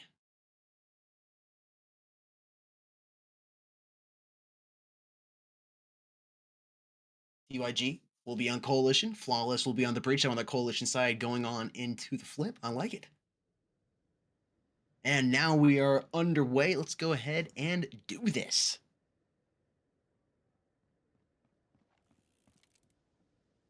Eagle And this action coming in buy from is Flawless. interesting. Yeah, I was gonna say the Tomato. Eagle action. Tomato is with the Rev. I know, like, NA is like the only reason I see by the revolver, but I guess they can make it work. Now the bomb is going down. Bomb has been Eagles are a planted. little interesting. Ribeiro, I think he did buy armor. I'm not sure what's going on over there. Oh, Happens able to get a huge pick there on the Tomato. Takes a little chip damage, but his teammate Knock comes in to help support. Already down to a 3-2. 2 players trying to come in from this Oboe over here on the A side, but it's not looking good. Prism is coming in from backside as well, but I think at this point they're going to sniff him out any second now. He's able to drop 1, make it 2, but Knock is going to come in with a refrag. Dynamic Gaming not looking too hot so far. A much needed pistol round for them, but at least they'll be able to eco here and bounce back in the near future. Yeah, this is gonna be interesting because you have a ping disadvantage coming up from DYG. How they're gonna handle that. Pretzels pulling out of the FP6 here. A couple MR96s coming in from the other players. XDs and the remaining hands there for DYG. Pretzels gets double flash. It's unfortunate for him. Nakba coming around the corner. He's going to blast him, dropping him down to 63 HP. And Juice is going to be eliminated. Can Prism pick up a kill there? The Cowboy. Happen. Doubles up with his AK-47. And Nakba's going to find Pretzels. Remaining players here is going to be Tomato. And he's going to pick up another kill. A little bit of damage to the side of Flawless. He's able to pick up 2 kills, but nothing more. Flawless leading 2-0 as we move into round number 3. And the bomb did get planted, if I saw there. Some extra cash going into Flawless's account. Always likes to see that. Yeah, and again, I think DYG, they've at least gained some valuable information. They've tried to go for the flank twice now. They can clearly see my boy Happen is rocking that roof angle over there. He's not leaving it, even if the bomb is planted. So now they have the information. Going for the flank is a bit of a risky play for them here, and they probably will choose not to do it. And Mafia's posted up an elbow. He's going to get the headshot on the Pretzel. He gets flashed out before he can do much work with that shotgun. Juice is posted up here now on site, but Nokba's going to peek around the corner and take him out. But there's still the players on site. Afro's going to find one before getting dropped. Prism is still alive on site. He somehow snuck past everyone in the smoke, and I don't think they know he's here. Yeah, they're going for the bomb plant right in front of him. He's able to drop the kill on Nokba there, but Mafia comes in with a quick refrag. Tomatoes left in a 1 versus 3. Happen playing off site, but at this point, I think he's going to come and help his teammate out. Yeah, Nok gets dropped in there. And Mafia's alone on side right now. He's going to spot him jumping out there. Tomato needs to win this fight. He's going to get the headshot. It's looking like the clutch is doable. 1v3. Turned into a 1 versus 1. Tomato does have a flash as well. And look at this. Happen is getting a little aggressive. Oh, man. The timing might get Tomato here. He's already wrapped around to the back of sight. And yeah, Happen with a perfect wraparound on a Tomato. It's just going to work out perfectly in his favor and flawless. They continue to stay flawless in this first half so far, coming into round number 4.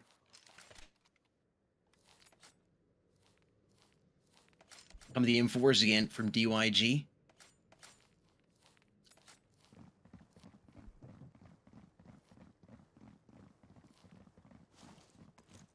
Curious to see what they decided to do here. One player heading to B. One player coming here towards mid. Pretzels. It isn't yet player mid. He's going to drop Mafia on the ground. Prism popping in the corner. He is flashed, but he's got the M4 back in hand. Oh, he's got to be careful. He's gonna find the angle, get able to do a little bit of damage, but not drop it to me. Knock puts him down on the ground. Juice coming over. Teammate Afro backing him up. Doubles up with the M4 in his hand, and this looks like it'll be the first round for DYG. Unless Happen is gonna be able to make this clutch happen. He finds one player, Tomato coming up. Gotta be careful, man. That produce has teeth. He's gonna find Happen, put it down on the ground, and round number 4 goes in favor of DYG here. They are down by 2. And it looks like our first broken bike comes out from Flawless here. A couple shotguns makes you think they're probably going to go for some mid-controller, maybe even push a connector over there. A lot of options to do with that, and it looks like they are actually going to just make their way over towards the A site, not going by himself over in the connector. And these guys are trying to dodge the flashes. They kind of do, but Prism is still blind. And he gets hit with another blind. I mean, the flashes and Flawless are really good there. And yeah, 2 players drop. Juice able to get one, but Mafia comes in with the AK. The hero buy from these 2 players is starting to work out, and all of a sudden, DYG looks like they've lost this round, even though Flawless didn't have the money coming into it.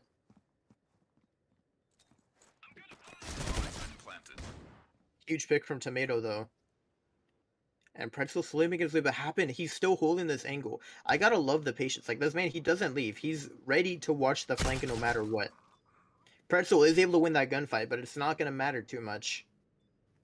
Mafia is now backing up to try and go towards A main, and Ribeiro is alone on site. Pretzel needs to win this gunfight. Is he gonna be able to do it? He swings out, but no, Ribeiro is posted up and ready for him.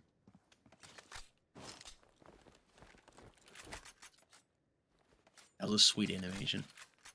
Flawless Gaming back to leading by 3. I'll take a look at the scoreboards next round. Oh, never mind. I'll take a look at it right now before we get into this. Happen 8-2.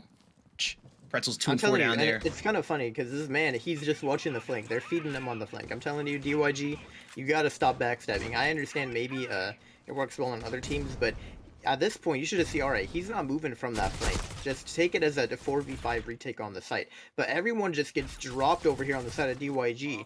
And Tomato, I mean, you can't even flank here unless, like, you smoke off the angle, maybe. Because Happen is ready for you. Tomato's able to win that one out. Gets a second on a knock. That's going to be a huge pick. Make it down to a 1v3, but he has to pop the reload, and Mafia swings around the corner. Flawless are definitely looking good, considering we weren't expecting them to have the strats ready for this. But so far, it looks like the util dump is all they need. I mean, the flash spam on A site, you know, really common strategy. What we need to see from DYG are some counter flashes of their own. There's no way to counter all that spam flashing except to just throw a counter flash. And again, if it ain't broke, don't fix it. That is the mentality with Flawless right here. They're going A every single round so far. They haven't chosen to go anywhere else yet. Pretzel is already fast up on this flank. Happen is just posted up here on that roof. And Pretzel, oh, he manages to sneak around the corner. I don't think Happen spotted him there. He was too focused on Tomato. And Pretzel has made his way here now. But no, Knock is actually going to know he's there. I thought he had the jump on him. Juice trying to go for that kill, but he can't find it. And this is not looking good for DYG. They really need to get a couple more rounds on the board here. I think Juice is going to make the wise decision here, try to save that AUG going into the next round, but really they should take an eco here, I think, based on cash. I'll have to see actually when it loads up, due to loss bonus and whatnot. They're trying to find him, though. There's so many angles you have to check, though. They're taking their time. And I don't think they're going to have the opportunity to drop him down on the ground. But they are able to put another point on the board. It's 5 rounds to separate these teams right now. Flawless 6, Dynamic Gaming 1. Here's Tomato. Low HP comes back. 10 HP. Dude is half a bullet. Able to find Knock as well. Say what, if he can work that fence angle, it's so easy to get kills over there. And he was doing it that round. And now DYG finally, we can see the counter flash from Juice here. It looks like it's about to come out at least. Yeah, he's going to throw a flash of his own, but they've already made their way onto site. Tomato is just dead, and Pretzel is here over towards the mid. He's getting taken out by Knock with a 2K for him. And Afro is getting overrun right now. He's able to drop one, but he's stuck in a corner right now, getting surrounded quickly. And yeah, Knock just comes in with an easy pick. What do you do if you're DYG? They're just steamrolling A. 8 rounds in a row, probably going to make it 9 here. I mean, they can't put a stop to this. Yeah, I don't know. Oh, here's the map stats popping up. So Flawless has yet to play any of this, or any village. 3 times played by Dynamic Gaming. They've won 2, lost 1. They're not careful here. It might be 2 losses and 2 wins for them. Well, look at this Flawless mid-control setup. Knock gets a huge opening pick. Still going for the spam. He does so much damage to these players. How is he alive right now? It's that weird angle with the fence. Afro, 6 HP.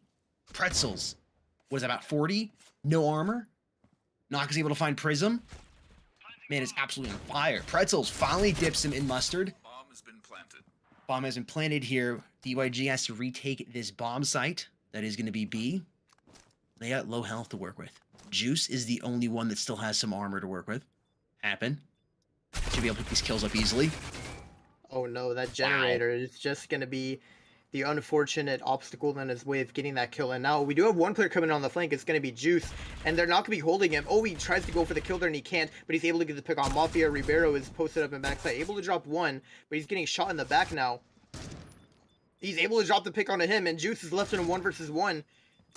And I don't think he has time to do this. He gets the kill, but yeah, he doesn't have time to go for the defuse. Man, that was almost a round 1 for DYG. Good effort by them, but they couldn't pull it off.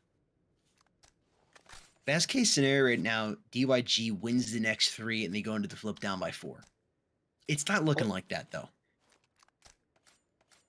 I mean, I think they might be able to pull it off if they play their cards right. But they really need to know how to counter this A push, because the hard A hit just keeps on coming. But it looks like maybe now Flawless are mixing it up, not really going for full A. A lot of mid presence is being shown from them here. And Yeah, not a Prison single once player again. on B. Like, I gotta love, like, this is how much fear Flawless have instilled in DYG here. They're just sending nobody B. They just want to focus on defending A. And now their B site is almost open. A couple players have rotated at this point. But, I mean, DYG, they're like stacking 5 over towards A and mid at the start of the round. They don't even care if they go fast B. 4v4, player down here for each side. Flawless not going with a it ain't broke, don't fix it mentality here. Want to switch it up just a little bit.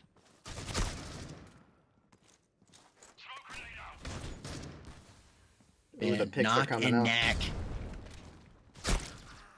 So if he wins that gunfight, that's going to be nuts. Afro once again on the M4, trying to find that remaining player. He's going to go ahead and run off. 3 players up to life here for Flawless. Only 2 up right now for DYG, and they're spread out on opposite bomb sites. Afro over on B, and you got Juice over here on A. Both of them do have AUGs to work with. That bomb is coming around to A. He might be able to drop it. Juice just needs to find him. You should hear the bomb being planted. He's got to hear him. Bomb has been planted. No way, don't do it, Juice. Don't. Are they just trolling?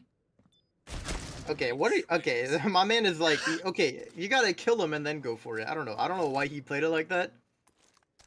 Maybe he thought he I wasn't almost gonna get the hear vibe they're just trolling. it. Like, are you getting that too? It's like that. What? Why? I guess go playing for clips. Okay, I get it. I mean, I do. I can don't actually.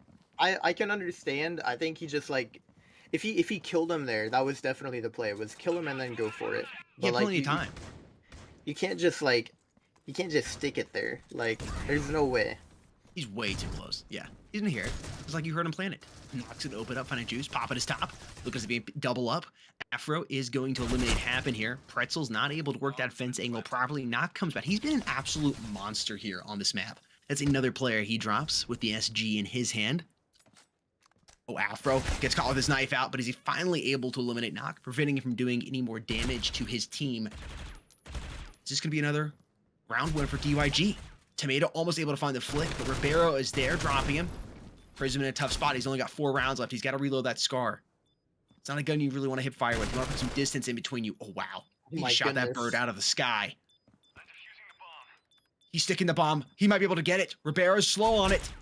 No, he's got time. He pops his top, and Flawless is up by 9. Here's Nox player card. He's had some big moments. Win rate of 69%. Nice. Overall rating of 1.34. Only 33 maps to his name. This guy's playing really well in this map of Village. You know, definitely popping off a lot so far. And now the A site hit to close off the half here. The nade spam on the site. Pretzel is so low. Prism is just sitting on site, but the spam and the smoke, yeah, they know he's there. He can't even get away with the cheeky plays at that point. Tomato does get a huge 2K on that flank, though. Wait a minute, maybe this round could go in favor of DYG after all. They have a lot of utility as well. 3 frag grenades. That could really soften up these players that are sitting on the side right now if they use them correctly. But I don't know if they're going to go for it. Pretzel has picked up a sniper as well, it seems. I just noticed. Afro does get taken down there. But no, these players get dropped. Both peeking at the same time. And a flawless 11-1. I mean, you're almost at a flawless half there. Only gave up 1 round in the entire first half. And now they're on the coalition side. I don't even know if they're going to be able to pull this one off. Juice going for the dualies with the helmet. And a couple revolvers as well. Maybe, I want to say just looking at this buy that it's going to be the B site that they choose to hit.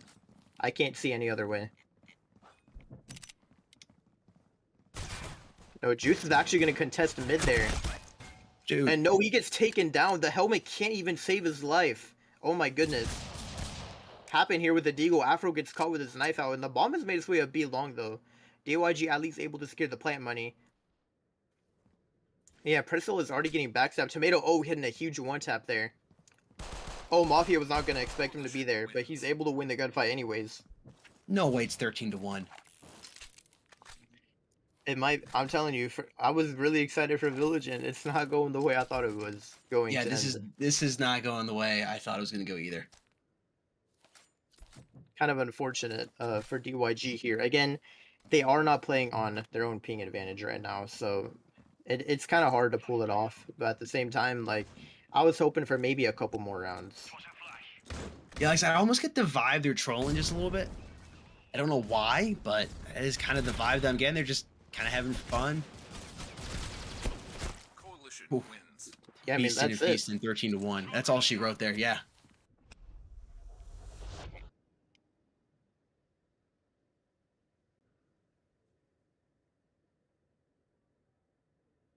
$13-1. Again, that was not what I was expecting.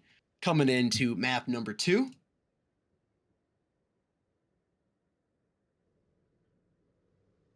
Kind of an unfortunate showing for DYG. We were hoping for them to put up a better fight. They seem to be in love with the map Village, but they couldn't put a stop to the fast A push from Flawless there. I mean, sending the 5-man onto site, or even the 4-man, they didn't even need 5. They always had someone watching the flank. It just, they couldn't stop the util dump.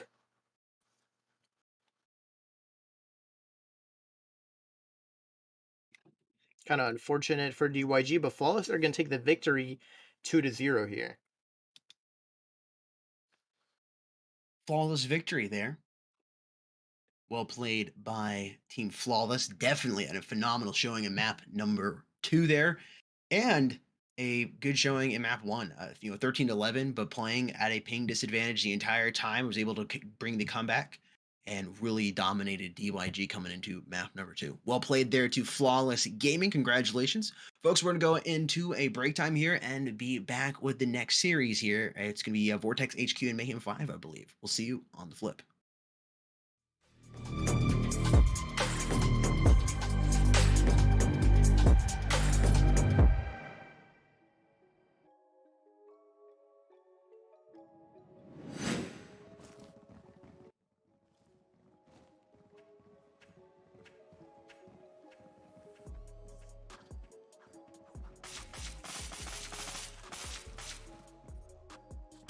Breach wins.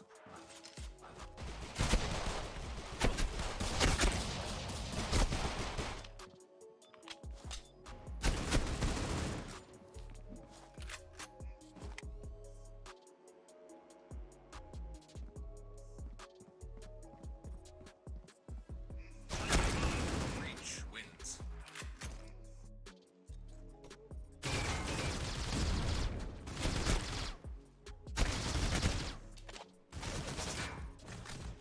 Coalition wins.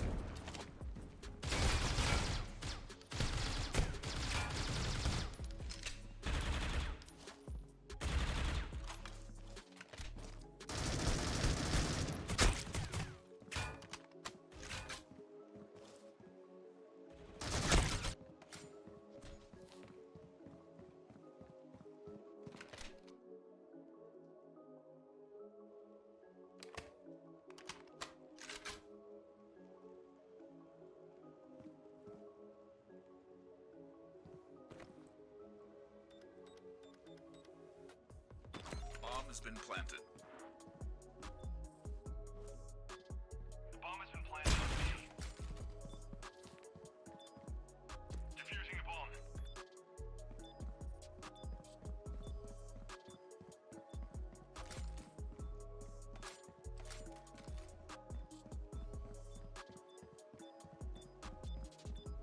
Defusing the bomb. Bomb has been defused.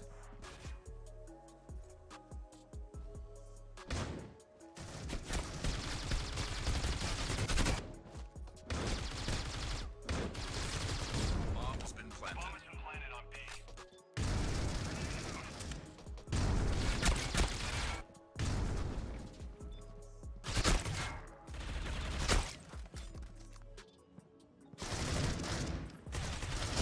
Breach wins.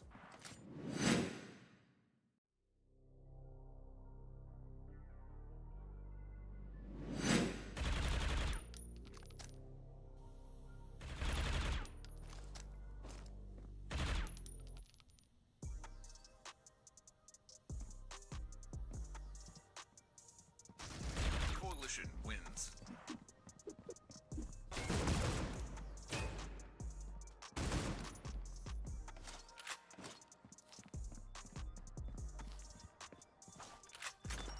Defused. The bomb has been planted on A.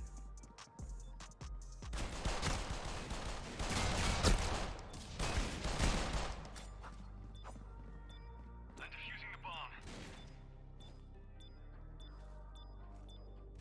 Bomb has been defused.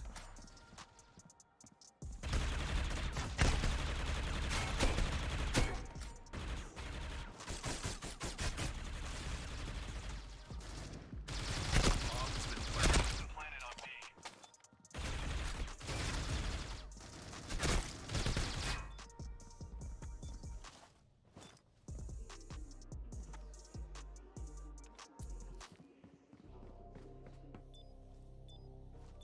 Bomb has been defused. Bomb has been planted.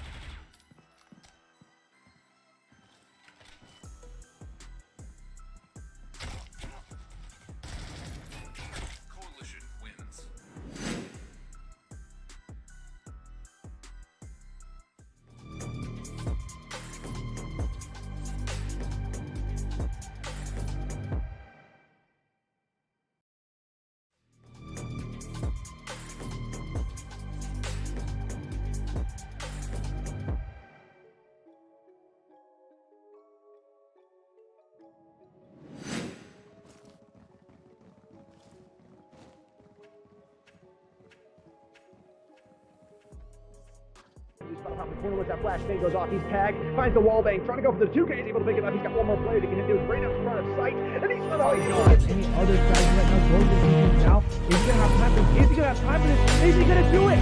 Oh my God! He does it. The ninja defeats.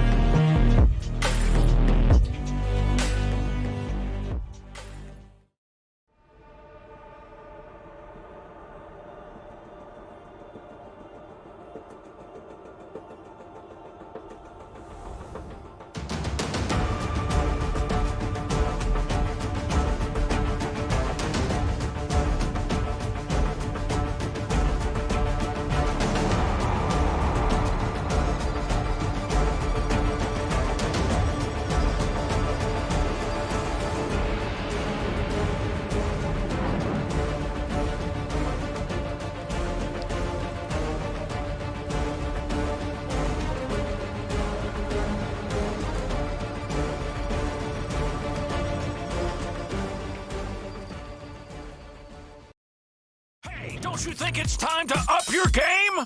Get to the next level with G Fuel Energy. Item selection, zero sugar, antioxidants, vitamins, character creation. Wow, looking good. Gamer words, DLC, XP, side quest. Look out, sweats. Build mode, lag, noob, squad up.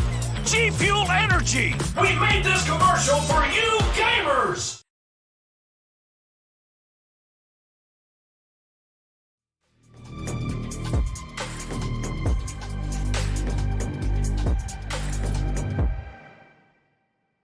Welcome back, folks. Map number 2, or excuse me, matchup number 2 is being prepared as we speak. That's going to be map number 1. It's going to be MERCILESS HQ versus Mayhem 5. I am Sudden Death, and I am joined by Mantis. Take a look here at the matchup right now. Here they are, MERCILESS HQ again versus Mayhem 5. Mantis, what do you think?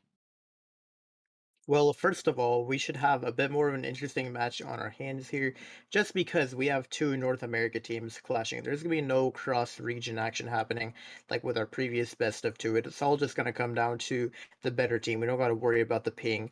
Now, I kind of want to know what you guys are thinking, and make sure you all are voting over on the community website. You go to play.mobileesports.org/app/voting, or scan that QR code. You guys can vote for your favorite teams and get some of those prizes you see on the top there as well. Up to 18,000 credits and 145 premium cases in total for all the prizes. Again, this is just by going on the website and voting. You don't even have to play or anything. You just go on the website, log in, you vote for your team.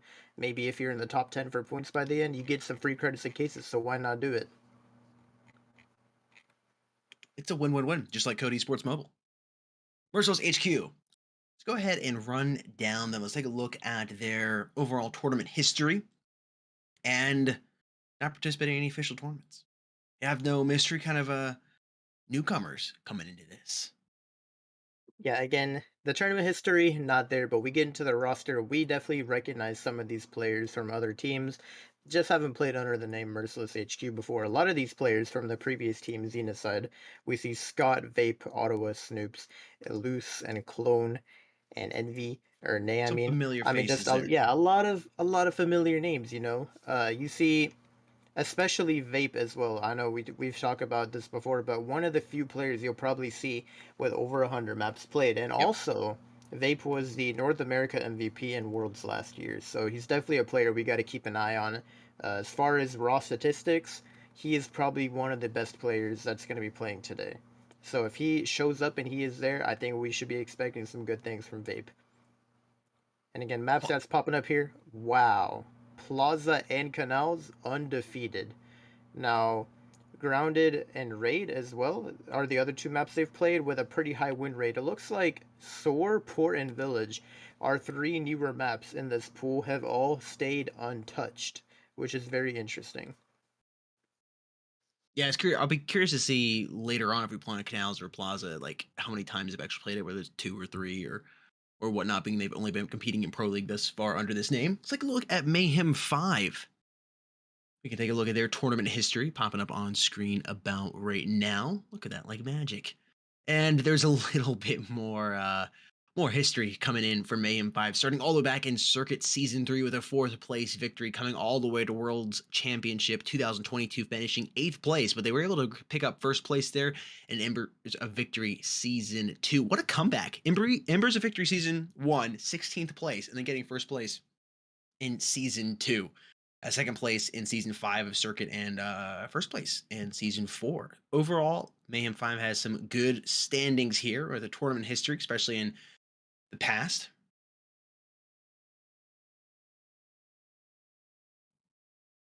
Amanthus, tell me about this roster here. Again, a lot of familiar faces. Ox also a player on their team with over 100 maps. I didn't think we'd be seeing 2 of them here today, but I guess we will be. Again, a lot of experience on both sides, but I gotta admit, the stats definitely favor Merc, and right now they are seated 1st place on that leaderboard right now when it comes to the overall points. So definitely Merc, they've been pretty flawless so far. I don't even know if they've lost any games yet in the Pro League so far. Maybe we'll take a look at the leaderboard in a little bit here after we go through some of this stuff. But right now, Merc is in 1st place when it comes to that. Mayhem 5, their map stats are looking better. They have a lot more variety. They've played more maps. Canal's definitely a map they need to stay off of. I mean, you really gotta hope they didn't pick Canals here because they have a really low win rate on that. Port and Raid and Soar. The dynamic trio right there. And they have really high win rates on all of those. So if they're smart, they would have picked one of those maps for us here today. Yeah, I'm curious to see what the maps will be. I did not take a look at the maps for this upcoming match. I did last one because I knew DYG likes to choose Village, but that'll be a total surprise to me. Let's take a look at the players, the individual matchups here coming in. Scott, not quite 100 maps to his name, but getting close there with 84. Overall win rate of 67% and coming with that rating of 1.55. Hoodie, not having a specified role, will do whatever you need him to. 51 maps to his name and a 60% win rate. Close rating at 1.37.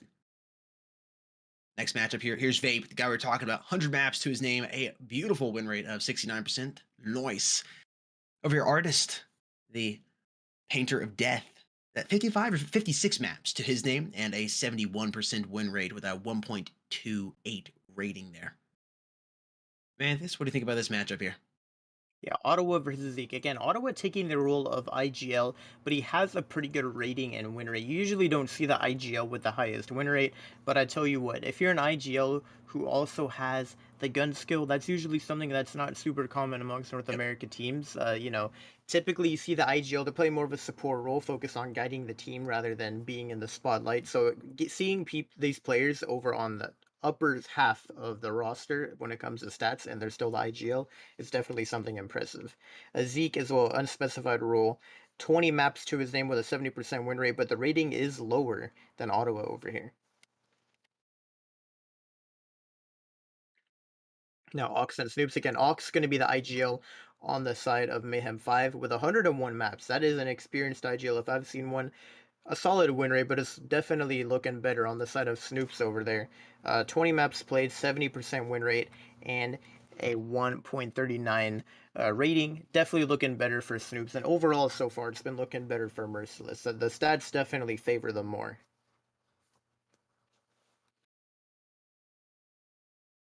Loose and Insane popping up right now. We've seen both these players play a decent amount in this Pro League. Stats kind of even amongst both of them, rating a little higher for Eluse, but the win rate is almost the same, and a lot more maps on Insane that Eluse hasn't played as often, so I guess less maps played, but more consistent. Consistency is key. Next matchup here be Clone and Max. Very, very similar here in the maps played. 50 compared to 47. Win rate also 60% compared to 59%. But the rating is slightly higher over here from Clone, coming at 1.23 compared to 1.09. Probably just slightly higher KD. But I'd say a fairly similar matchup there in terms of everything. Tapsta and Nay popping up. 5 to 4 maps, 60%, 50% win rate. And again, pretty close rating, 1.08 compared to 0.84. And a negative rating, though. Tapsta. Take a look here at the vetoes for the, or I guess, the map pool. All right, we're going to dive right here into the vetoes. Village instantly getting deleted. Man, it hurts me just a little bit. Would have been cool to see it again. Canals. That's Mayhem 5's pick coming in. That was not a map they were very good on. First map is going to be Grounded. Coming in for Mayhem, for Merciless HQ, excuse me. And the Mayhem 5 with their pick will be on Plaza. Grounded and Plaza coming here. Headed to Iowa and then Barcelona. Let's see what the community thinks here. They've cast their votes. I don't know if the voting is still open or not, but if it is, go ahead and cast your votes right now. Try to get in. And wow, 84% in favor of Merciless HQ, 12% in favor of Mayhem 5, and 5% think this is going to end up in a tie. Pretty big advantage here for Merciless HQ, which kind of makes sense being that they are sitting on top of the leaderboard right now. Yeah, I mean, Merciless, they've been practically undefeated, maybe even undefeated so far in the Pro League, and they may or may not show that off again today. Again, the map picks from M5 are interesting. Like, I see this a lot with these upper half of the North American teams. They always want to go for, like, Grounded and Plaza. They're, like, two very common maps. Old Like, even reliable. though they have better stats on Raid, Port, and Soar, and they leave them out. And, like, it's interesting to me because they might have a better chance. Like, I don't even think this lineup has played under like Soar on the side of Merciless. They haven't played under Soar a single time, or maybe even not Port. So like, it's just you don't see it at all. So that's why I think it's kind of interesting. You know, they just choose to go for the old reliable maps. Hey, I mean, maybe they're more prepared on it. You know, we'll have to see how that plays out. Definitely excited to see this first map here on Grounded. I think we're almost ready to go ahead and dive on into the knife, just waiting for that final confirmation, and we'll get Grounded underway. Typically an incredibly coalition-sided map. Very, very coalition-sided. Who wins that knife round is going to have I think a lot of power here. And of course, we're both playing on North American servers, so there shouldn't be a big ping difference like last matchup we had, which is definitely going to be good. Love to see that. Yeah, here's that table. There it is, Merciless HQ popping up. Top spot right there. 15 total points, 6 matches played, round balance of 62. Resurgent Phoenix coming in right below them at 53 round balance with 14 points. Mayhem 5 is in that 4th spot. Should be an interesting matchup here. Just need another minute or so, and then we'll be ready for the knife, folks. Let us know your thoughts in the comment section down below, who you think will be taking this and what the round count will be. Could be 13 to 10, 13 to 2. We're gonna have another 13 to 1 like we did last map. Let us know. Always curious to hear your thoughts. Should be interesting. Again, I think they've played 5 games, everyone on this roster or on this table here. We can see Merciless, they have 15 points. They're yet to lose. I mean, the round balance is plus 62. It's like they've just won every single match. They've been crushing it. Resurgent Phoenix, they've won most of them. They've had one tie, it looks like, as well as Flawless. It looks like they've had maybe 1 or 2 ties. I'm not 100% sure. But overall, the stats definitely, or no, I'm sorry, Flawless got some more points after that win they just had. But either way, I mean, Merciless, they're flawless so far. They're yet to lose, and they might stay flawless and secure that first place spot. And again, if you end up being first or second, by the time we are at the end of the round robin stage, they're going to be seeded better for the playoffs coming in starting next weekend, because they're not going to have to play as many games to secure their spot in the grand finals.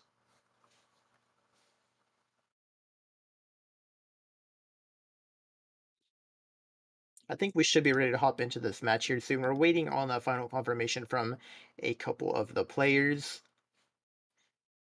Still waiting on someone to go ahead and get their connection fixed before we can go ahead and get started. We don't want a situation like with the last map, so we got to make sure everyone is ready to go before we hop into this first map here, which is going to be on Grounded.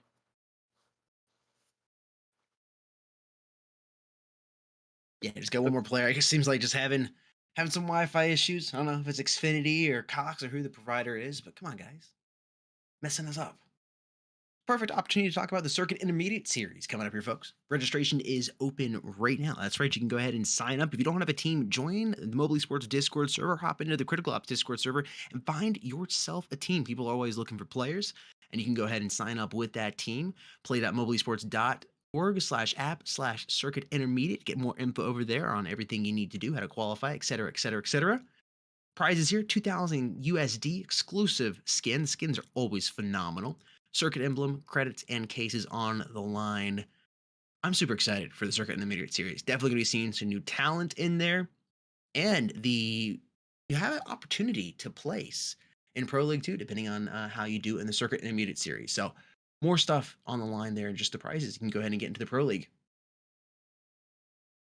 Manthus, I don't know about you, but I ran out of G Fuel. That's why I needed a 10-minute break. I had to go get some more G Fuel. Is what it is. Had to run downstairs, make it up. I need the energy, and if you need energy, now's the perfect time to go ahead and get yourself some. Code Esports Mobile will get you 30% off anything at gfuel.com. That's right, you heard it correctly. That's 30% off any product at gfuel.com. Some featured collections right now as well. A Ninja Collector Box. And the starter kits are a great way to start out with for those of you that are new to G Fuel, not quite sure what flavors you want. That is the way to go. But you can't go wrong there with bubblegum or snow cone if you like some more summery flavors. I do love my blue ice, though. Once again, no matter what the case is, Code Esports Mobile has you covered at checkout with 30% off any product at gfuel.com. All right, we should be ready to get into this match very soon here. Still waiting on that final player to go ahead and join. Maybe he had to refill the G Fuel shaker himself. Got to make sure he's prepared and energized before this match. And you never know, anything is possible. But hopefully, we don't have to keep y'all waiting for much longer. I know you guys want to watch some Critical Ops. We want to watch some Critical Ops too, man. All right, we've waited enough. We're ready for the excitement here. Again, folks, just waiting for that final confirmation. I did see somebody drop a prediction here. Okay, so here it is, coming in right now. Dandy, I'm going to read it off here. He thinks it's going to be a tie, 13-10 first game, and then 10-13 second game. So I'm assuming he means 13-10 Merciless, and then 10-13 Mayhem winning. Tie either way, 1-1 overall maps played. All right. Thank you for your prediction. I like it. That's what I like to hear. I like to hear, I know you think overall coming in, Merciless HQ is going to be the team winning, but what's the is it commanding victories? Are we looking at some devastation being brought in by them, or is it going to be close? Is it going to be hard fought? If there's any little bits of details you can give between the players, always love seeing that in the chat. Thanks, Dandy. Appreciate that. Yeah, and again, I know a lot of people when they go to the community voting, they like to vote for a win. I think maybe this time I can kind of see why, Merciless are yet to lose, so I can Yeah. see why maybe you want to vote. They haven't even like tied, like they've just straight up won a 2-0 in all their games. So maybe I can see why more people are voting. But usually, the ties are very low on those community votings, and more often than not, we've seen some upsets with people picking tie. Only like 4% pick it and the game ends in a tie. It happens more often than you might think. So next time you're on that website, maybe you're wondering, man, my points aren't looking that good. I'm trying to get on that leaderboard. If the matchup's looking kind of close, maybe even a little cross-region action happening, Yep. it wouldn't kill you to go for that tie because there's a better chance of it happening than you might think. Yeah, especially the cross-region matchups. You're gonna have, I think, a higher chance of that happening just because of the ping difference. Not always, but I think you do have that higher chance of it happening.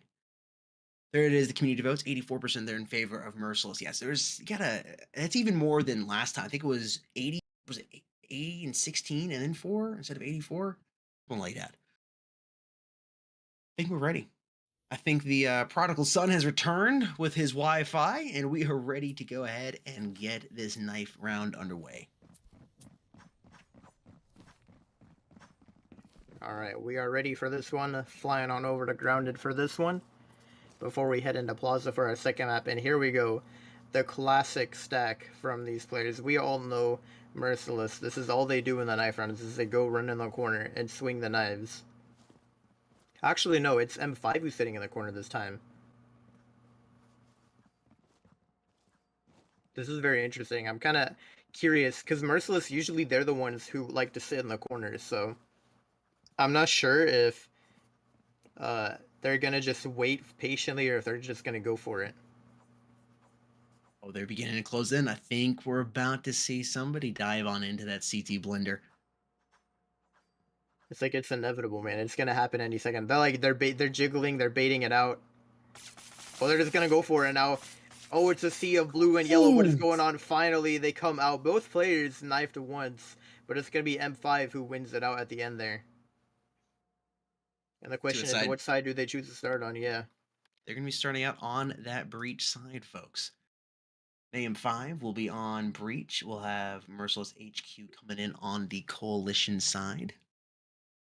They won't, It's what I typically would do. If I won the knife, I'd want to have that coalition side to fall back on. On the flip, I don't want to have to be playing an uphill battle coming into the flip.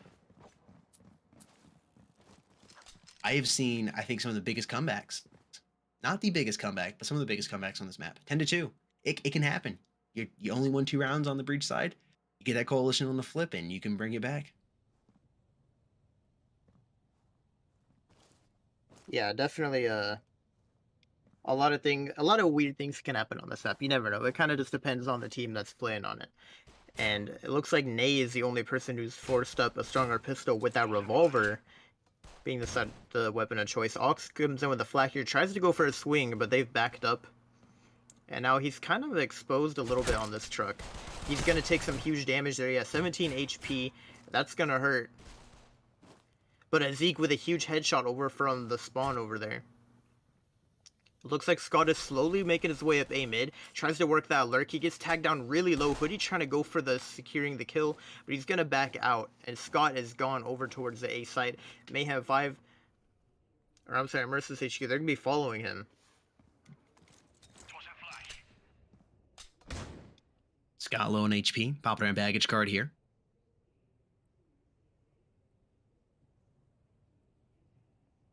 Some action going on the other side of the map. Ooh, Scott coming in, lands a couple bullets. Oh, he's somehow still alive.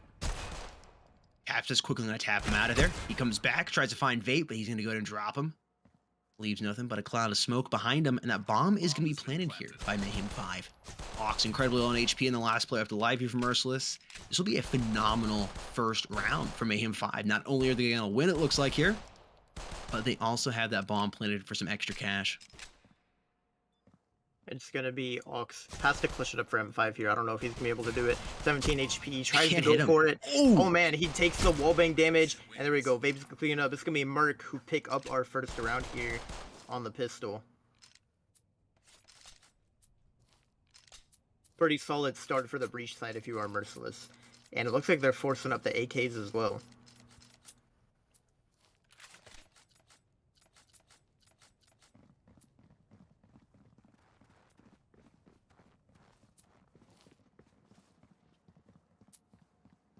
And A is going to be the side of choice. Oh, look at that. Eluce has bought the KSG. I am ready to see this gun and get a little action. Come on, show it to me, man. I don't know how you're going to do it. Eluce has pushed his way up into the wagon here. He's about to peek into the site here. There's a player holding him close. He's going to whiff the first shot, but he's going to get the second shot on the Hoodie there. And he's making his way in. Ottawa's going to get that second pick. And now Eluce, he's on the offensive here. Made his way all the way towards the back site.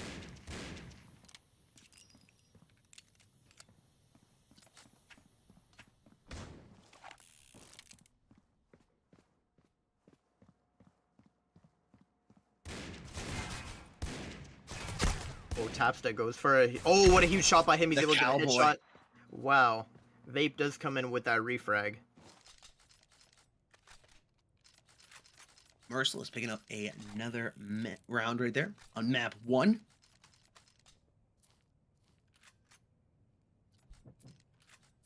We're going to Scar being brought out by Hoodie and some Augs by his teammates. Ox is going to go ahead and stick with the M4 though. Likes the classics that we like to listen to. Oh, Hoodie's forced the Scar up already. I know we've seen it a lot in the past couple weeks. Teams really like to utilize the wallbangs on grounded. Especially with those Scars. They have such high penetration values. It's so easy to go for the wall. Oh, look at that damage. Perfect example. Just there. Vape is already down in the red HP zone. His armor is gone. That is not a good look for him right there. He's going to take some huge damage. They're going to swap the guns there. He says, I'll give you that SG Ottawa. I am probably not doing much with it. It looks like he's going to stay here and anchor over towards storage. The bomb is making its way up B, but M5, they have an interesting setup on the B side. 2 players positioned by the truck. It's going to be Ox and Tapsta playing together here. Tapsta watching the B mid side. This is actually a very interesting setup. I can't even lie. Tapsta currently peeking out just a little bit more, trying to go in more of a default setup. Holding this close angle here should work out pretty well for him. And Ox with the M4 as well, but no utility on the side of M5. They've used it all up.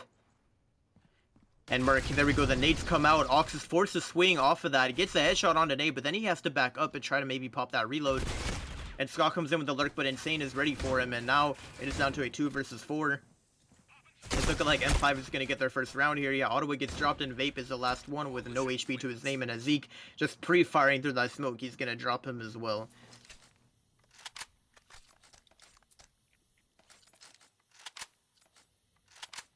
AM5 taking the first round.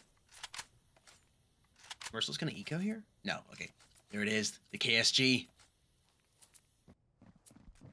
Oh, they are. Kind of interesting. Very I mean, Elise interesting. does have some money. Oh man, he's able to push out in this corner, but he is so blind right now. He needs to get down from this high ground angle before they peek wagon. Okay, there we go. I don't think they know he's here. He should be able to catch one of these. Oh no! He wasn't prepared for it. As Zeke is able to take out a loose man. If he was aware of the wagon swing there, he could have gotten a pick. Now Scott is left in storage here to try and maybe see if he can't find a pick. But no, Zeke is going to drop him. Again, not much you can do if you're in this economic situation for MERCILESS HQ besides just take the L and move on. The bomb has been dropped by storage now. Ox starting to push up a little bit, but he's going to choose to back up. I don't think they're going to contest him here. And Nay, with the revolver, spots him, now chooses to back up. I know he's going to hold the angle, but Hoodie's going to be the one to drop him. I think he does get a shot off on him, and now Ottawa gets dropped. M5 managed to tie it up, but now we should have a full buy versus a full buy coming into round number 5. Hoodie sticking with that Scar. Oh man. I was gonna say, we have a Scar scoped rifle being brought out by Merciless. They're going for the ultimate scoped rifle. It's the ratio. Pop it out in the hands of Nay. Scott and Loose are going to stick with Deagles. Again, very interesting decision here. They had cash to work with, but they're going to go ahead and play with these Deagles, try to get these early quick kills, and pick up the guns from their fallen opponents. We'll see if it works out for them. The broken buy is kind of interesting on their side, I can't even lie. And now, Hoodie, oh, he's posted up here with the oh, he's going to spot a Loose, but he can't manage to find the kill. He's able to cross. And now Insane has to be aware of the potential push over towards the glass. Oh man, Hoodie's in a bad... He gets pinched. He could easily have two players come out at the same angle. Oh my gosh, he's going to take that card position. Oh man. Zeke gets pushed up in here. Oh, the aggressive play by Zeke. He's got angle over there towards Detector, but Scott's going to come in and drop it and be able to pick up that AUG. That's exactly what they were looking for. Trying to save a little cash here on the side of Merciless. And he's making it work well. He picks up another kill. Hoodie quickly trading him out there, preventing him from doing any more damage to his team. But he knows that player has crossed. I think it's time to pull the Hoodie down. He needs a little better range of sight. And Ottawa is going to go ahead and take advantage of it.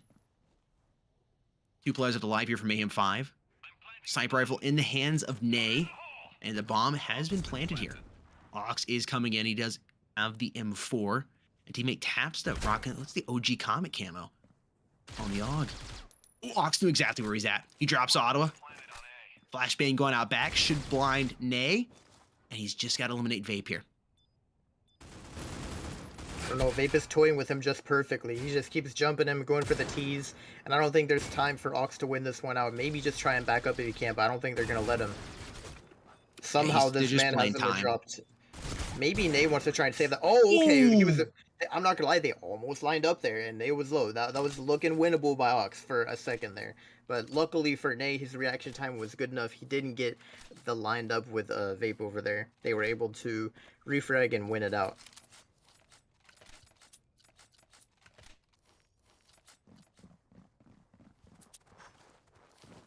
And again, your ratio on the breach side, it's like you don't see that too often. No, you don't. And I think it's always a bad decision. I mean, don't get me wrong. I know we like to say that, but then again, NA, you don't see them sniping much. I think if Nay's rocking the sniper, maybe he's got something cooking, okay? Like, we don't know what he's doing, but maybe he's like, you know, the next Fallen Knight or something. You know, I mean, we've seen this man. He's entryed with a sniper and made it work. Sometimes if you just hit the shots, he can do it, but no, Nay's going to miss the shot on the Ox there. And now the sniper is down on the side of MERCILESS HQ. He tries to go for the first peek. And that smoke should fade any second now. Yeah, Ox now has a clear line of sight onto B long. 16 rounds left to work with. Ooh. Okay, he's able to get 2. Almost makes it 3.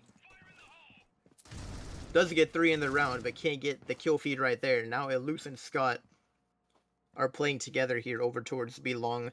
They do have full utility to help them try and cross, but the counter flash comes out. And Insane is going to get wallbang now, trying to go for those one-taps. Hoodie is going to get a trade onto a loose there. Wow. And make it a full house for Mayhem 5 that round. You know, Merciless HQ is doing a phenomenal job here on the breach side, keeping it close. Yeah, here's his play from Nay coming in. Vape is going to get dropped, but got him low, and Nay hits him with what I thought was a headshot. It doesn't come up as a headshot, but that crosshair looked like it was right on his face. Maybe it's a jaw shot. It just blew his lower jaw off, and which would have been technically a headshot because it took his head with him.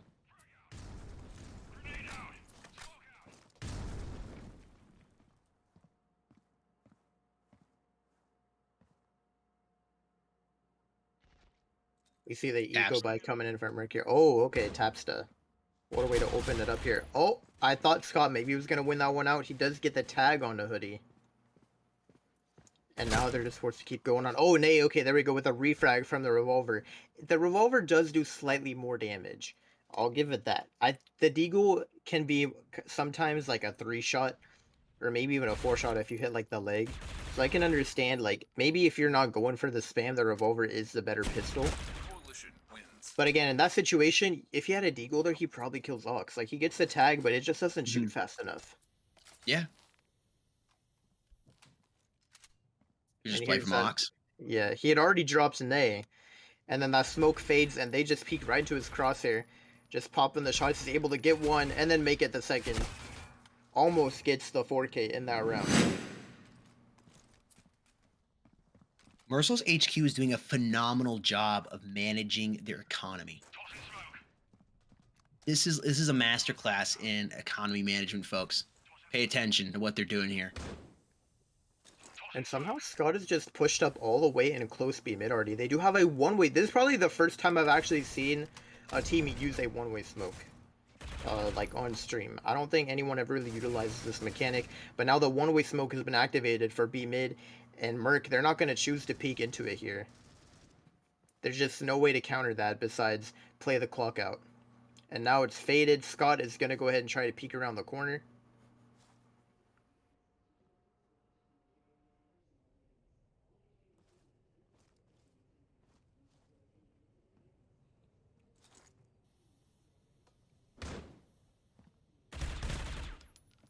Walks, that was clean.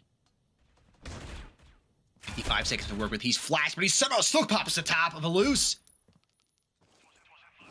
I want whatever's on his playlist.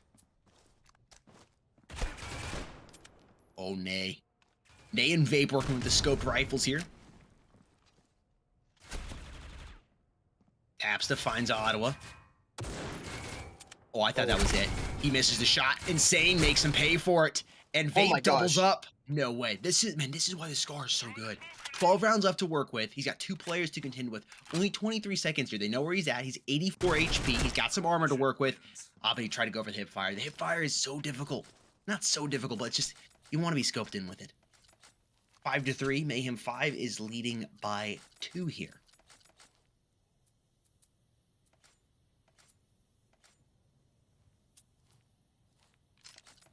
No sniper here for Merc this round. Again, maybe the sniper. I think Nate's gotten like 1 or 2 picks with it so far. It's hard to use that sniper on the breach side, and he hasn't been too successful with it so far. Maybe economy-wise is better off to just stick with. I mean, if you need a scope weapon, go with the Scar, but like maybe not the ratio.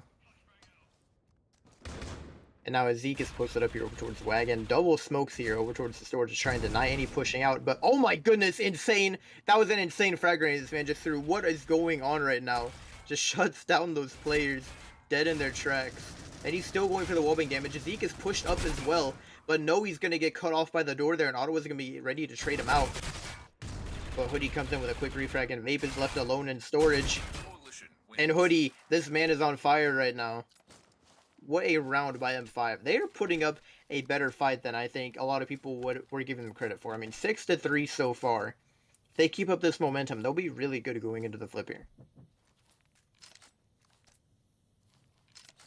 Yeah, and again, I think Merciless has done a good job as well at the economy managing. I've really enjoyed watching them hit the ecos, players, certain individuals going for the ecos. Just how they're managing the economy, the broken buys has been phenomenal. And they're doing a good job here on the breach side.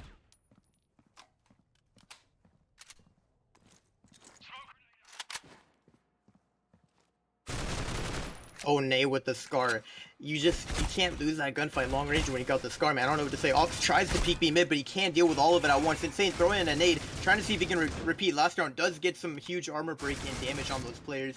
All these players have been softened up over on the B side. 3 of them have like low armor and no health. And as they go, Asik just doubling up with the spray there. Vape is going to spot one on that truck, trying to cross now before the smoke fades, and he's able to do it. Nay's going to get a pick as well as Zeke is the last one left.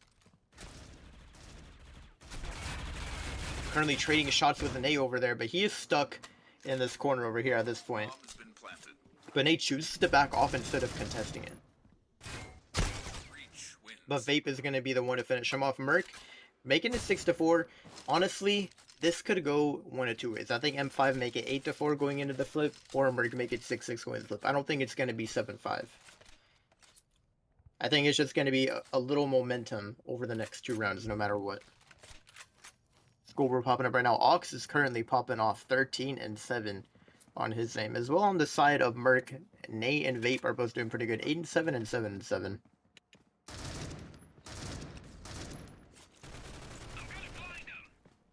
MERCILESS has done a phenomenal job on the breach side. They got 4 points in the board. Best case, even if they get another, or if they get 2 more, that's best case. But even if they don't get any more rounds, I think they've done a great job here on the breach side. MAYHEM 5 definitely needs to get these next 2 rounds. You don't want to be 7-5 on the flip. When they go into the flip, they're gonna have Nate on that Euratio probably. Yeah, 100%, 100%. And he's done a decent job, all things considered, being on the breach side on this map.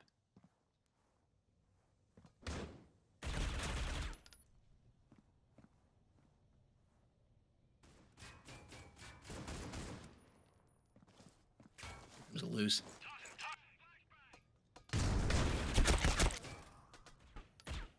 Oh man, Ottawa finds Tapsta.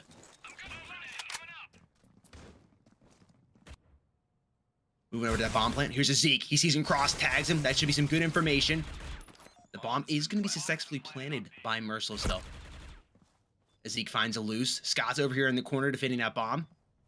Insane's going to move up. A little bit of a ballsy play, but it pays off for him. It's an insane move. He knows where Vape is. He doubles up with the AUG in his hand. He's looking for that final player. It's Ottawa coming outside of B long, and Insane knows exactly. Oh, I thought he did. He's got plenty of time. He picks it up. He just single-handedly retook that bomb site. Bomb has been defused. What an insane job. Somehow M5 pulled that run back. I gotta give some props to Hoodie. He got in a gunfight with the player over towards Cafe. Managed to delay him for a little bit. Oh, here's that frag grenade. Just boom, both players. At first I thought Zeke was about to get that kill. You don't see frag grenade kills as often anymore, ever since they got nerfed. But I gotta admit, the nerf was well needed. I mean, those grenades were doing some crazy damage back in the day.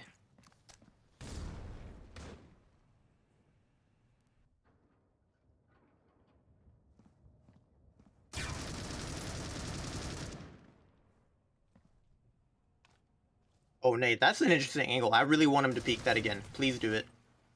Oh, I don't think he knows he's pushed up. No, he doesn't know he's there. But Hoodie doesn't realize Nate's there. You gotta see him. Oh my gosh. Yeah, his peripheral vision had to come in there. He doubles up on Ottawa. He's got his knife out. It's a bad move from him, but he oh my still gosh, clutches it up. No way. 24 HP to the man's name. No way he gets this too. The frag! Oh my gosh. Whoa. Hoodie, okay. Catches him with a knife out, finishes him off with a frag grenade. That is a dirty round from Hoodie there. And now we get to see this retake from Insane. Man, I mean, what a showing by him. Didn't even need his teammates' help there.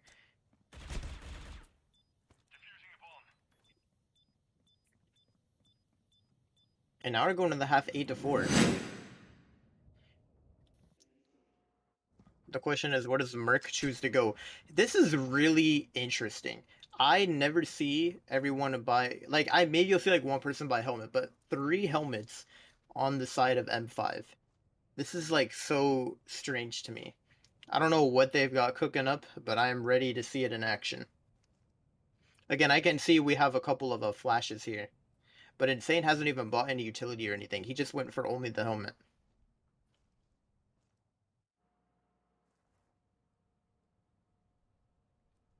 This is a really quiet pistol round. I know, and I think Nay's perfectly positioned to be the first to strike here. Zeke, yeah, he does go for a shot, it looks like, and then chooses to back up. Now he's got to be careful of B-Long, but it loose. He's posted up here. Oh, Zeke is going to turn around and recheck it. Nay is now stuck. This guy is definitely dead. He's able to get 2. Oh my god, he gets the tag as well. I thought he was about to get more somehow, but he gets shut down in his tracks.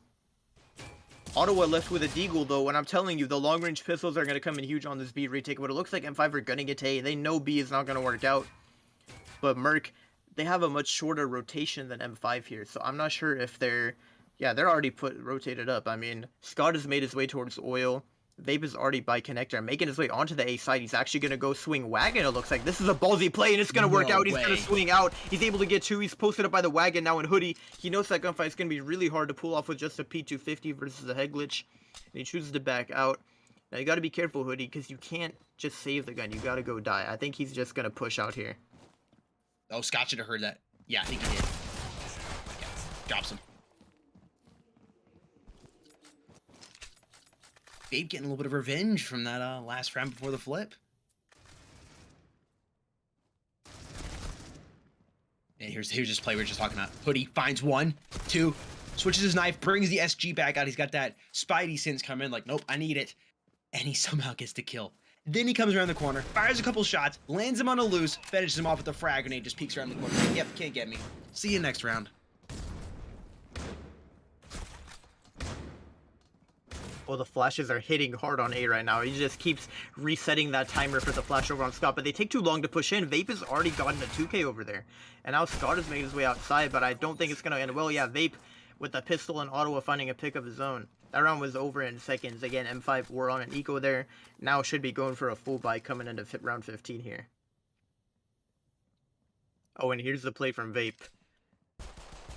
The aggressive swing out, but I'm telling you, on a pistol round, Wagon is such a strong thing to hold. If they don't have, like, a deagle or revolver, they're probably not... It's so much harder to take you off the head glitch, because those pistols do have more random bloom to them than the other 2 precise pistols.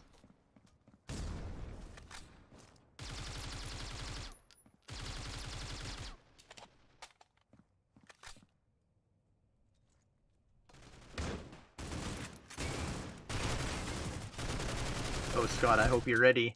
Because they're making their way over to you right now. The flash is going to come out. He's able to drop hoodie. Smoke is still up, but it should be fading any second out. But it looks like it was re-smoked by his teammate. And M5 are going to rotate off of that play.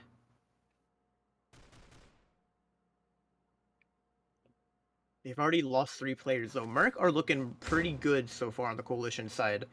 Even though M5 have full bot here, they're still not able to pull it off, despite the M4s on the side of MERCILESS here.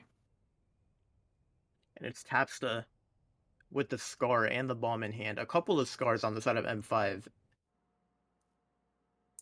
And I think if Merc can secure a couple of those, it would be really huge for them. Ottawa playing a really interesting angle as well. And Nay. Oh, you just gotta play this perfectly. Honestly, you just hide. Don't even peek. Yeah, the flash comes in from sight, and they're forced to back up. Nope, Nate is going to choose to challenge it, and Insane is going to take him out. Now the frag comes out from Ottawa. That's going to be huge. Get some nice damage on those players, soften him up, and he's going to finish off one of them with the M4, but Tapsta with the Scar is going to be able to clean it up. But now they got to deal with the loose over towards Tower. He's able to get one with a headshot, and Tapsta's left, but it's going to be a loose doubling up to clean it up. Absolutely surgical.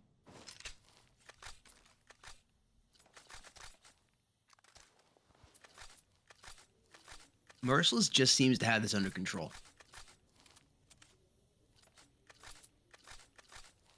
Since the very start, been watching them how they manage their economy on the breach side. They just seem to be cool as a cucumber here in this map number 1 on Grounded.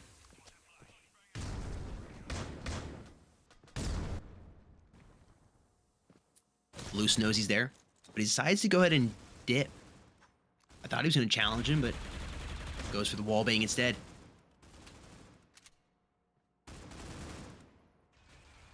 Yeah, backing up in this corner. Probably the right play to make if you're a loose I there. think 100% is the best play. More than the coalition side. Go ahead, sorry. And I would say they can practically hold a crossfire with you if you're in that angle. Like, that's honestly a pretty nasty thing to have to deal with.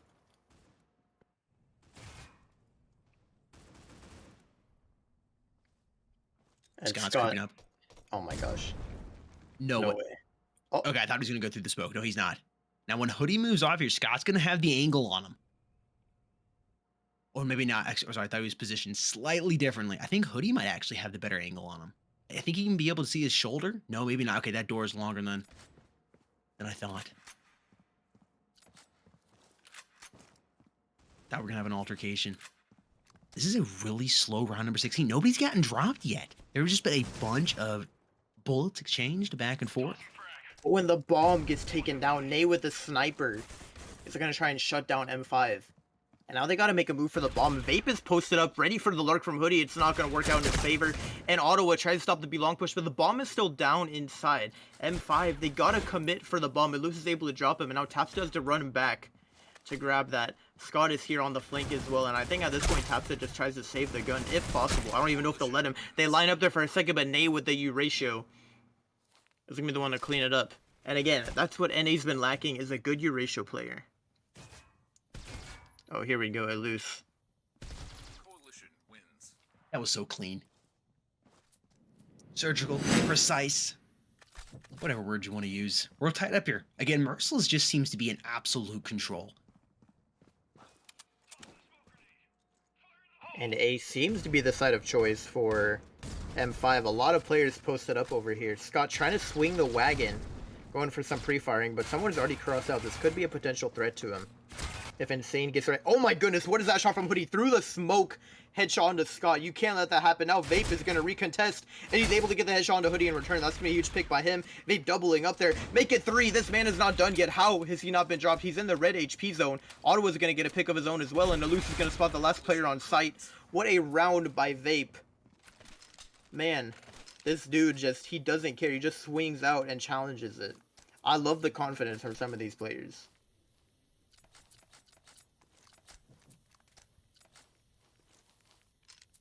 I know I've said it last 2 rounds at the start, but MERCILESS just seems to have everything under control here. It's just one every single round. It's okay, we'll get it. It almost seems like it's gonna be 13-8 at the finish here.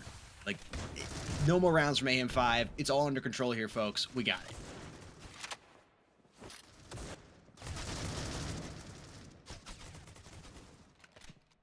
Backing on up here. I'm really enjoying watching MERCILESS play.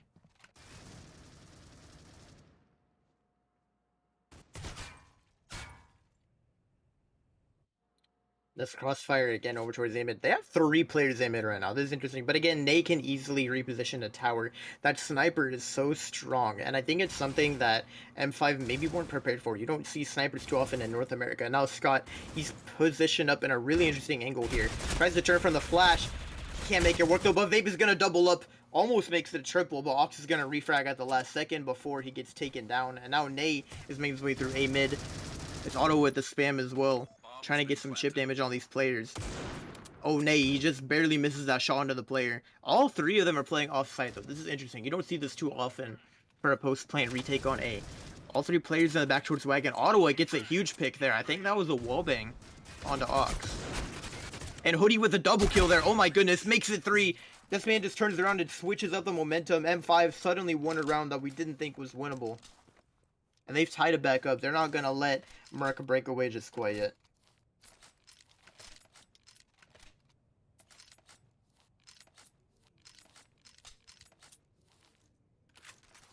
Hoodie stats popping up on screen right now. This man, 60% win rate through 51 maps with a 1.37 rating. I tell you what, he's playing like his rating should be higher than 1.37 here today. I think it's definitely going to be shooting up after this match. And Ottawa is ready. This is an angle we don't see too often anymore. Oh, he's going to choose to back up from it. Goes for some popped shots. But all 5 players belong. This is such an awkward choke point to push if you're M5. I don't know if they're actually going to commit to it. I think they're waiting on that smoke to fade. Yeah, Ottawa chooses to back up to site. They're pushing through it. Zeke gonna be the first strike, picking up a kill there on Nay. Ottawa's right here waiting for them outside of B long. Fired a couple shots. They've moved over here in the corner. He's going to go to back on up, and he's popped the reload. Illu's picking up a kill there, and Zeke preventing doing more damage to the team. Ottawa's going to find Hoodie, and it's Ox going to drop Illu's down on the ground. Now 3 versus 3. Insane low in the HP department as well. MERCILESS in a little bit of a tough spot, but slowing the momentum down here. I think Mayhem 5 did the right thing. Now the only question is, do you make that rotation over towards A, or do you stick to B? Taps are making a little bit of noise, thinking they're going to do that A switch. 40 seconds to work with, though. They're not. It's going to be close if they do. At this point, I think it's going to be B now. You don't have enough time to work with. Yeah, they waited a little too long. Ottawa has to be the man of the hour here. They're making their way B long. He's still a little paranoid about B. Oh, he's going to eat that flash. Somehow he hasn't been dropped. What is going on? He somehow finds one onto Ox. And Vape tries to go for the 2K there. Vape getting a 3K there. The Scar is really coming into play that round, just shutting down the full buy from M5 completely.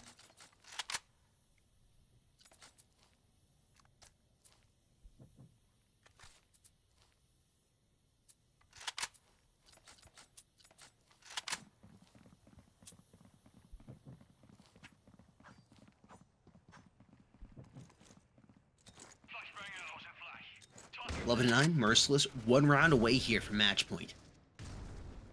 So Mayhem 5's only picked up 1 round since the flip, and it's been 7 so far for MERCILESS.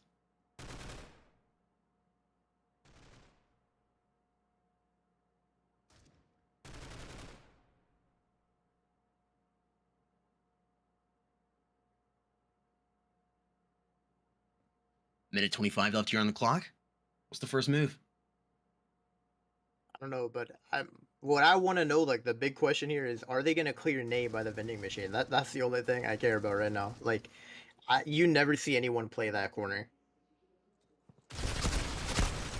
Yeah, Ottawa goes for the first contact there. Nay, yeah, he's not going to get cleared. They're just going to run in. Oh, he played the trigger to split. He was good for 2 easily. But Ox is going to easily refrag his teammate now because of that. And they're making their way onto the B site. And it looks like Scott is gunning it for the flank right now. He could actually be the MVP of this round if he plays his cards right. Vape is currently ready. The smoke comes out for the cross flash as well. And he's going to eat it fully. Forced to back up towards A mid so he doesn't die. He's able to spot one. He doesn't even need the flank for the teammate. That is the North America MVP right there for you folks. 27 and 11 right now. This dude is crazy. I mean, wow. I cannot believe that they just make it look so easy for him. Experience outranks everything.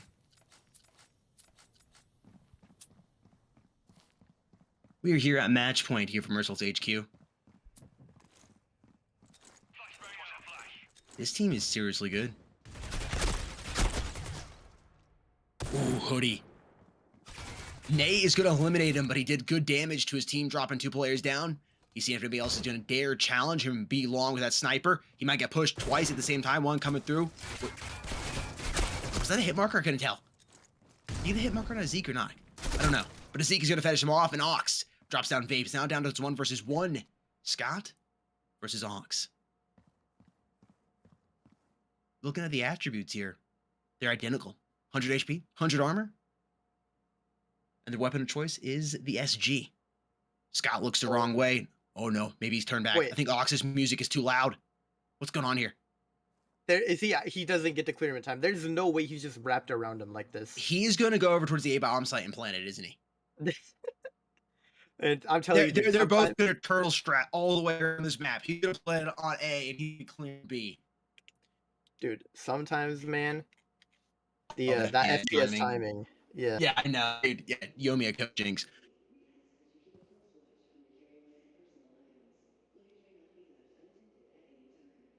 Ox. Now making his way slowly through A mid. And Scott is just ready for the BXQ, but it's not going to happen. And yeah, here we go. Finally, he's going to make his way onto the A site. The pressure is on now because Scott has a retake on his hands for sure.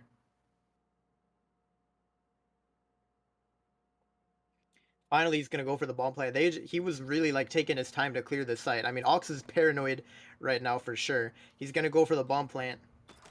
has been planted. And now Scott has to run. This could be the end of it here, but it's going to be difficult for him to retake. Time is not on his side here. Scott chooses to go through A mid. Usually not the preferred way to go. Ox is just staying right on the bomb. Honestly, this might be something that Scott doesn't expect. Oh no, he's going to peek around right into Scott's crosshair. And that's going to be all she wrote for the first map. MERCILESS are going to take it 13-9. Again, here's that round from Vape. I thought they were going to cross off of that flash, but they didn't. He just gets an easy 2K. And now it's over. They won 13-9.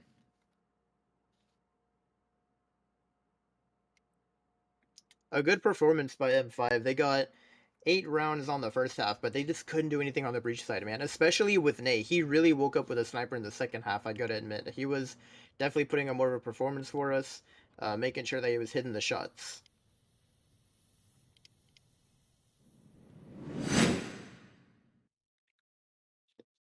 And it's going to be Merc taking that first map 1-0. Still one more map to go in this best of 2. It's going to be on Plaza. And we'll be getting back to that in just a little bit here. We're still, going to go into a break time before that and make sure that we can go ahead and let those teams get ready with that.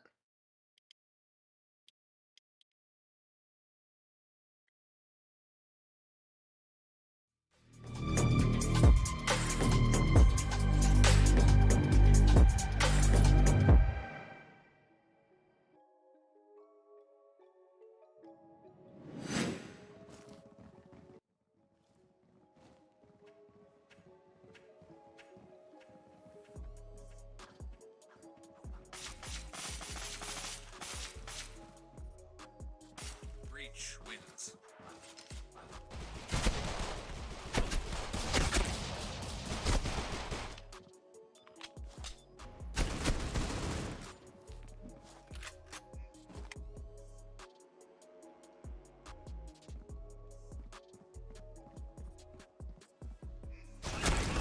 Breach wins.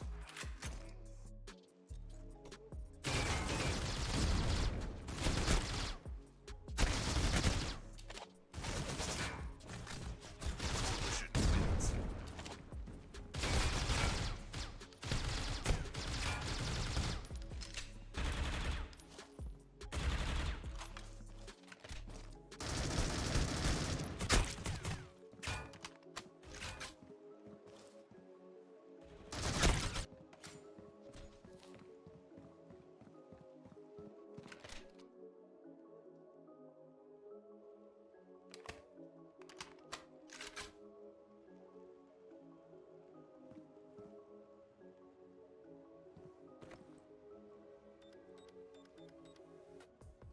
Bomb has been planted. The bomb has been planted on B. Defusing the bomb.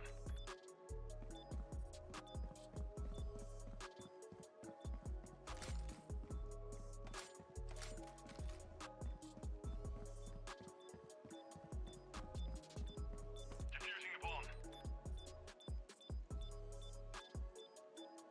Bomb has been defused.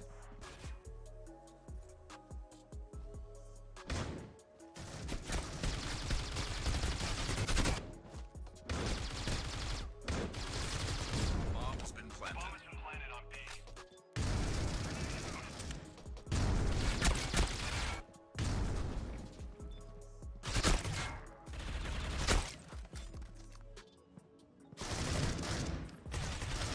Breach wins.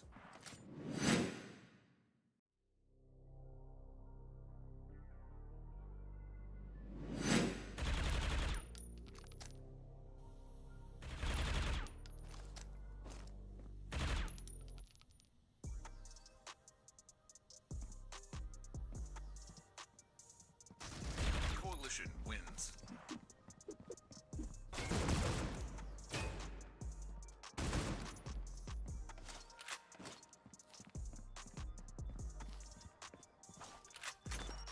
Defused.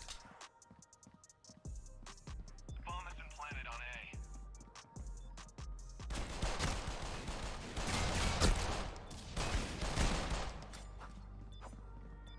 I'm defusing the bomb.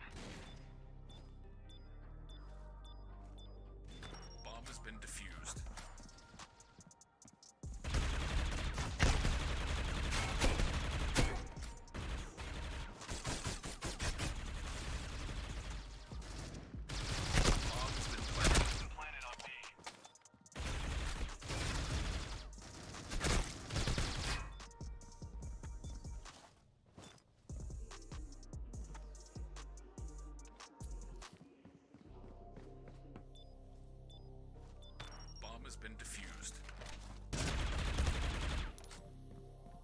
Bomb has been planted.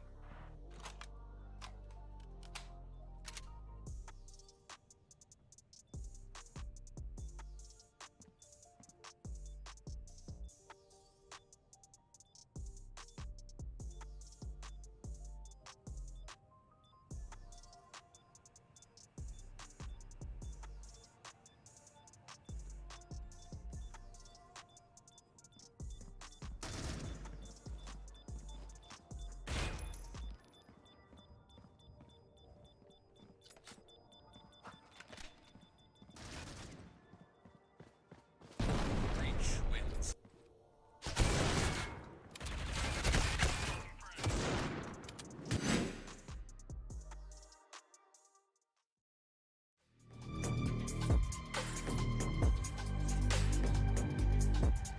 Around the corner with that flash bang goes off. He's tagged, finds the wall bang, trying to go for the 2K. He's able to pick it up. He's got one more player to get into it right up in front of sight, and he's not always going. Any other strategy right now goes against now. Is he gonna have time for this? Is he gonna have time for this? Is he gonna do it? Oh my god, he does it! The ninja defeats.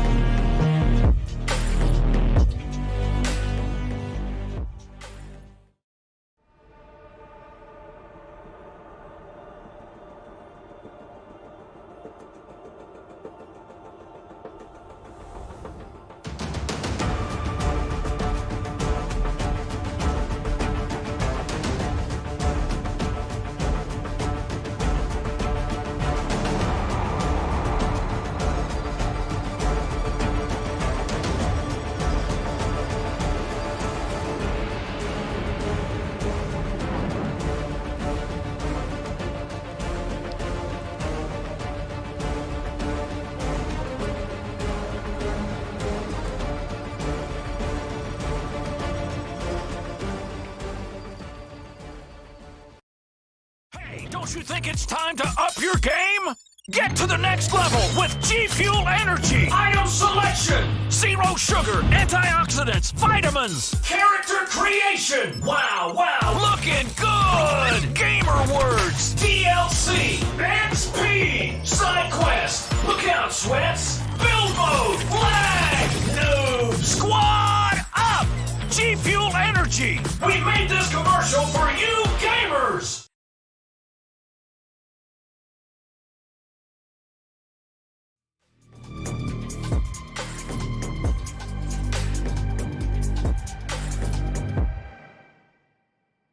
Welcome back, everybody. Map number 2 is being prepared as we speak.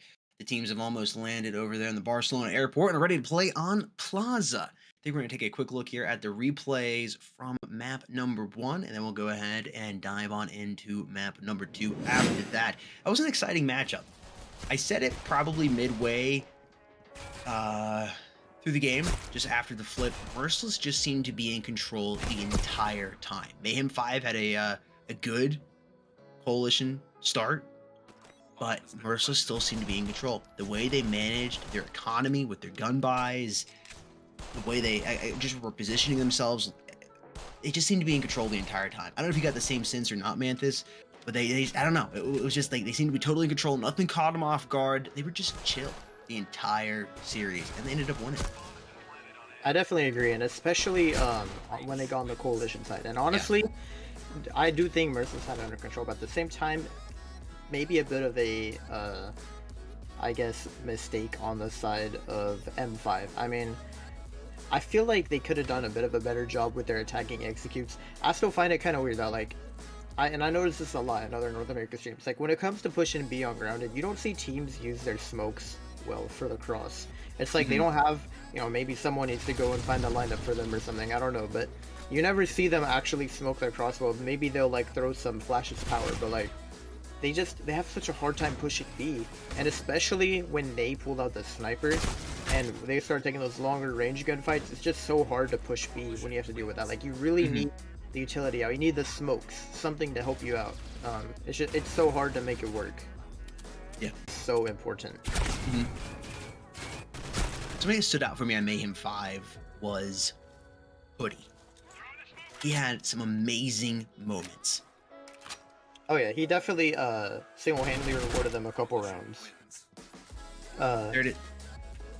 Yeah, exactly. Like, this man definitely had some pop-off moments. He would just run in, like, we're thinking, oh, the round is over. There was one round where he just ran in and got like a 3K or a 4K. And like, when the round was looking like it was going to be lost by M5, he just came in and turned the tides. Oh, this was a pretty nice clutch from Insane as well, when he just took the site on his own. Yeah, phenomenal. There's some big moments, I think, from both these teams here. Bomb defuse coming in. But Mayhem 5, they had those moments. Yeah, and this is a play from Hoodie. Comes in, finds the one kill. Isn't gonna get the second. Switches to his knife. Spidey senses Tingle.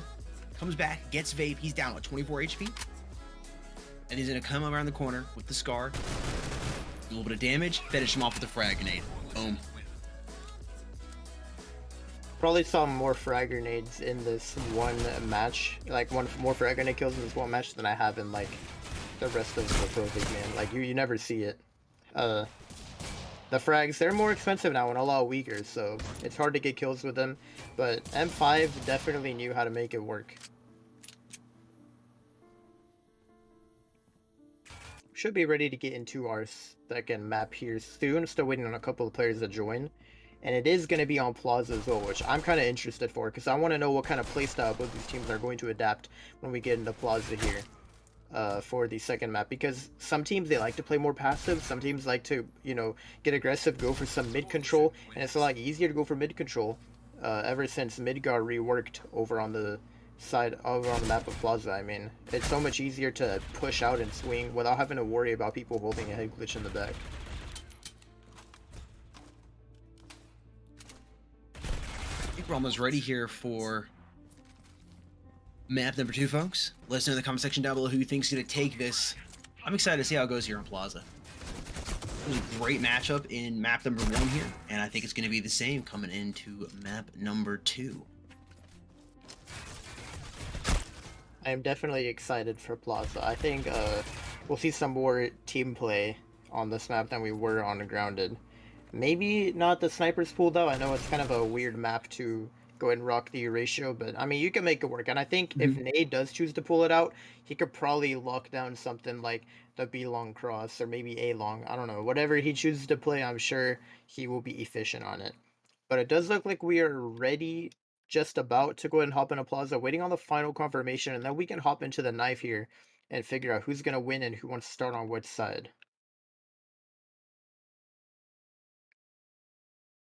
Waiting for that final confirmation, and we'll be ready for that, folks. Let us know in the comment section down below who you think will be taking map number 2 and what the round count will be.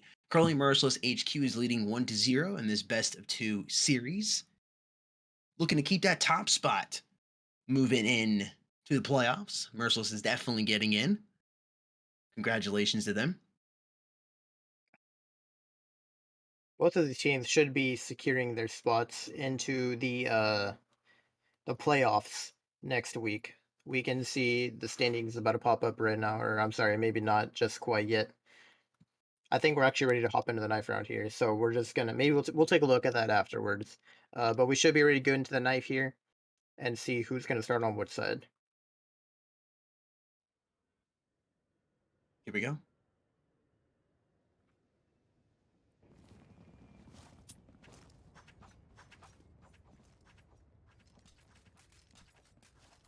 And it's the old reliable corner stack. This time, Merc is getting the one who does the M5 use the strat last time.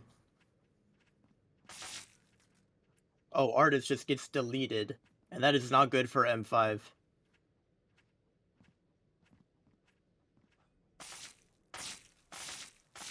Oh, wait a minute, hold on. M5 are gonna win it. Okay, hold on. That is something you don't see too often. The corner stack failing. Now, what side do they start on?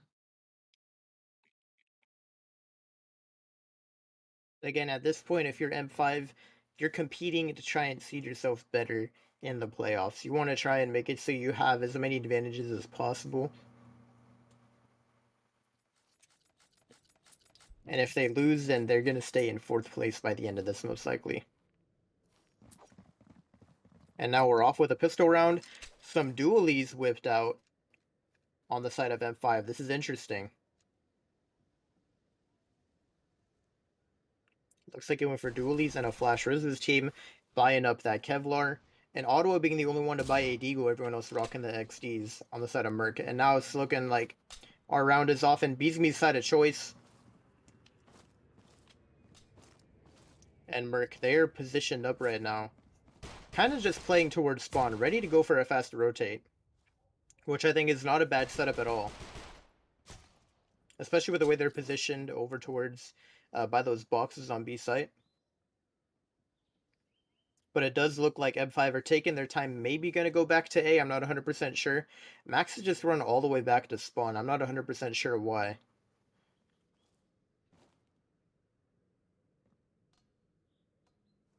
Boy, this is quiet. Cross the meta mark. Nobody yet to get dropped. Oh, and now it's on. Scott is going to take the first point of contact, spot all those players, but it looks like they're actually going to go through mid and fight these players over towards spawn. Vape is now stuck behind this truck. He's got to play his cards like artist with the duel. He's able to get a huge pick there, and Vape is getting the headshot onto Max of his own. Scott able to find a pick on his Zeke just as the last second. He tries to turn the corner, and he's able to get the second headshot. The pistol headshots are insane from these players right now. And Scott, he's not done. He's still going, and he's able to take out Artist as well. No armor to his name because he went for the dualies, and he's going to pick them up as well. I kind of hope that Scott chooses the bonus with these dualies. He's probably going to buy a gun, but it would be kind of cool to see him just rock the dualies. I don't know, maybe he's going to go for it. Maybe he's going to go for it. No, he's not. He's got an M4 in his back pocket. Yeah, he's thinking about it, but like, nah, I'm not going to do that. MP7 coming in from Nay. OG weapons being pulled out here. Dualies, MP7. Oh, Ottawa picking up a 2K already. Nay looking to see if he can find a kill. He's going to be flashed. He comes through. Is he going to get knifed? Oh. No, he's got the drop shot. He got knifed once. Oh my goodness, what a play. I thought he was a dead man. The second I saw the knife pulled out, I'm like, it's over. And here's our pistol arm play from Scott. Gets one. Finds the second with the headshot. That just runs in. Artist low. No armor to his name. And he's a dead man at that point. All it takes is one bullet.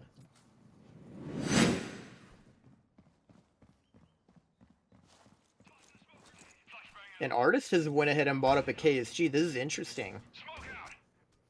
We'll have to see if he can paint up something interesting for us this round with that KSG. I would like to see a kill feed or two with it. I don't know if we're going to get it. Scott spamming through the smoke. Not find anybody. Insane working. Knows he's back here. Scott giving away his position once again. Insane is going to find him. Can't reload like that.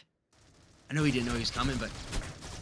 Oh, Loose does some damage. Not able to drop it. But he's going to move the corner here. Watching his milk crates. As long as that milk's been sitting there, it is probably spoiled. Ottawa, nice 2K with the M4 in hand. Two players at the line here. Artist is still up. As his armor, as his health, and a KSG to work with. And he's clear that apartment with it. Like, that is so, like, what are you doing? I don't know. That's interesting. Like, you're not doing anything with a KSG in that spot. Yeah, he's stuck in the corner at this point, and they have him on lock. And yeah, Max is going to drop one of those players. Artist as well, actually going to pick up his own. Now Nay's flanking him, but wait a minute, hang on. KSG time. Nay. He knows he's there. No, Artist looks away.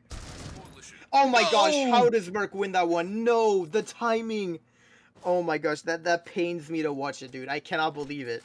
Like, Artist, you had the gun, just hold the angle, man. But he chose to turn around and try and drop out of house, and it didn't work out for him. That is so unfortunate. I get why he did that, because he wanted to protect his teammate in case somebody came up CT stairs while he's planting the bomb, but yeah, you are sitting there in that phenomenal spot with the KSG. It's an instant win, basically. Again, sometimes that FPS timing just gets the best of you. Not much you can do about it. Seriously does.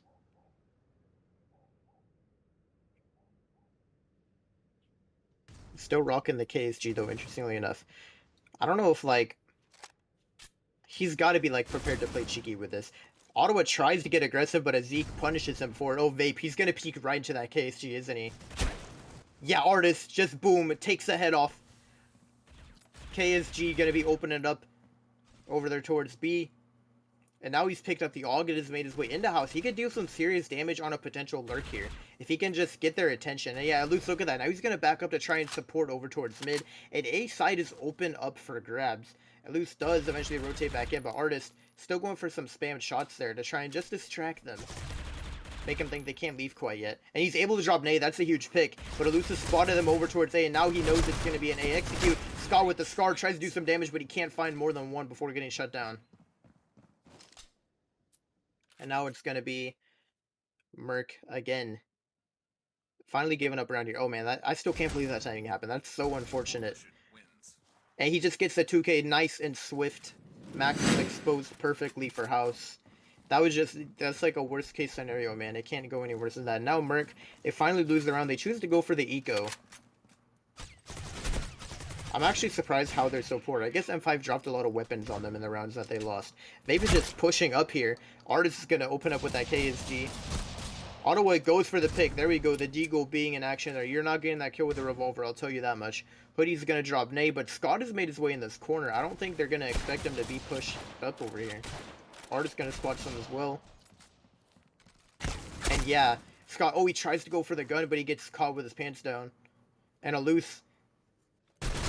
He's going to peek around the corner, able to find Max. And now Artist is the last one alive. Does have the KSG in hand.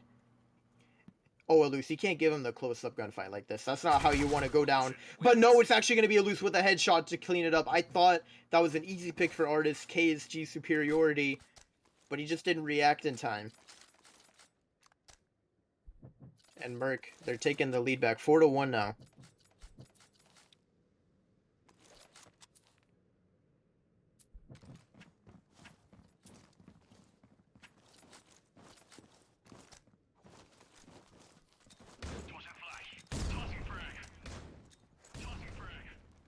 Four to one, Merciless leads by 3 here.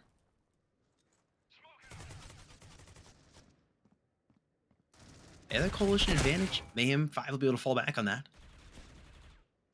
What do you think? A minimum of 4 rounds for them?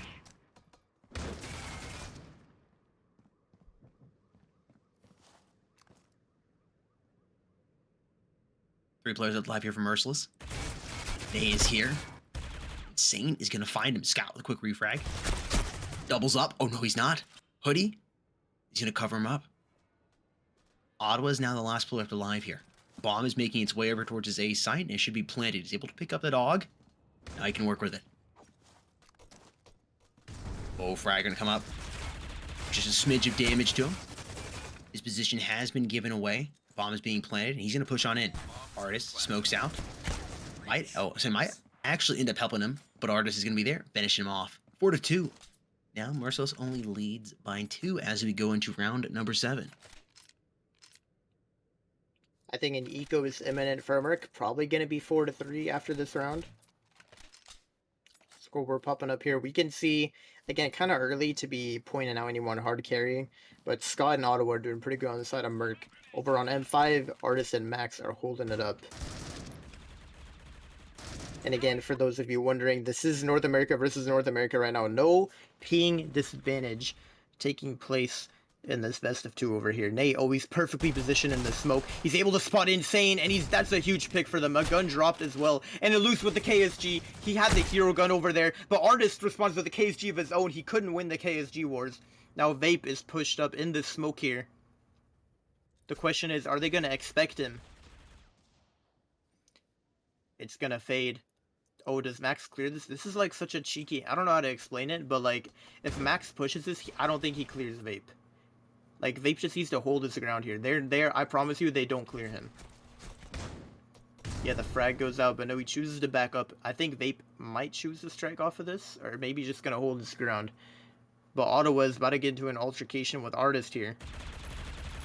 He's going for some spam onto the fort over there. Oh, and Vape is pushed up pretty far over here. But no, the timing's going to get the best of him. He turns towards House. Man, if he just focused on Artist, maybe that was a pick for him. Now, Ottawa's going to spot this player peeking out from House. Gets one tag on him, but can't quite secure the kill. Scott gets left in a 1 versus 2. I don't think he spotted that player, but he must have a pretty good idea that they're going towards B. And Maxi drops the bomb. And now he's going to be holding the House flank. And the game sense might just work out in his favor here. But no, Scott's actually going to choose to just wrap all the way around. That timing could actually get the best of him. I don't know how he didn't spot him there. But yeah, no, there's no way he's gonna expect me. Yeah, there we go. Artist gets taken down, and now he's gotta know Max's house. He spots his head over there. Max going for the jiggle peek. Scott is pretty low. This is gonna be tough for him to pull off, and Max with the headshot to clean it up. M5 almost pull off that eco round. I gotta give them some credit. Merc, they could have done it, but they couldn't quite make it happen at the end. Still put a huge dent in the economy of M5 by the amount of picks they got in that round.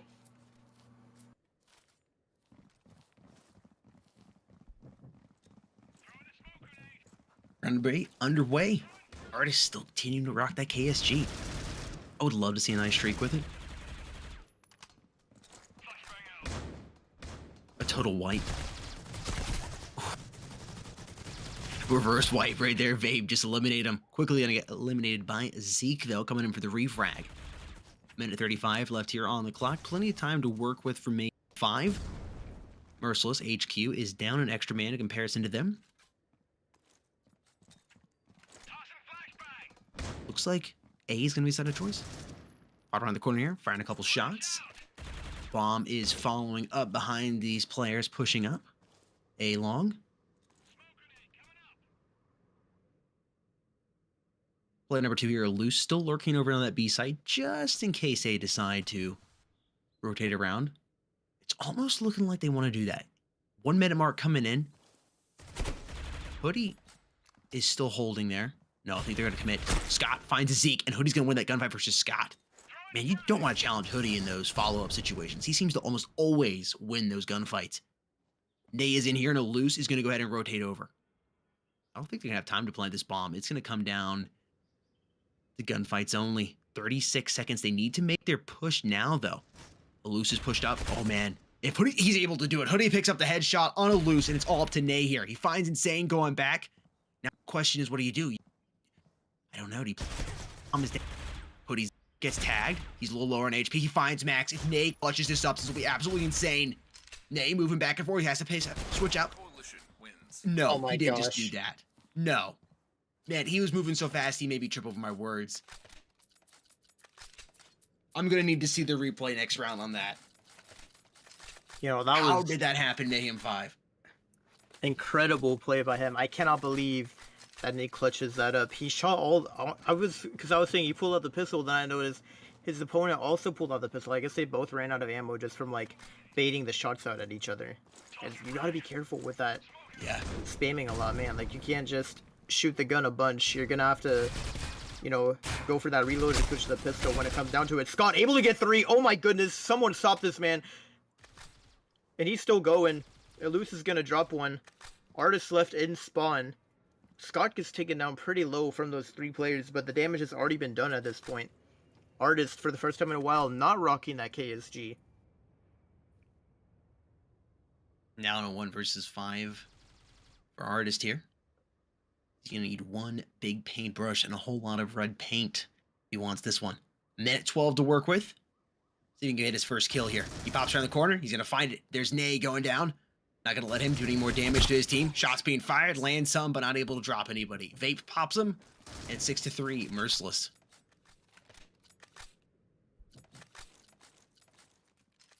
Oh, here's the replay. Tags him. 72 HP to his name. Finds Max. No difficulties at all. Like I said, baiting the shots. Now, he still had some ammo. Yeah.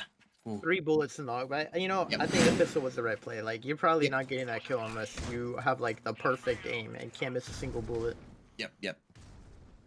Yeah, I guess what I meant by that, he had more ammo than I thought in his back pocket. I thought he was just, like, out. And it's already Scott opening up for this round here. It looks like he might go on the offensive here. He's at least pushed up to a bit more of an aggressive angle towards a long. Hoodie is positioned up perfectly for this. But he's got to worry about the A-mid push as well. I don't know if he's going to expect Scott to go over this, but he's a little paranoid about it. He's got to watch both sides, and soon he's got to make a move or he might get pinched here. And Ottawa flashes out, chooses to back up. Okay, he's not going to recontest house. Scott does get taken down. He tries to go for the peak. And Nay's going to spot him out there now. Chooses to reposition towards A-mid. And he's able to win that gunfight after backing up. And a vape towards B-long. He's going to spot that bomb. And chooses to back up, decide to help his teammate out. Max gets taken down.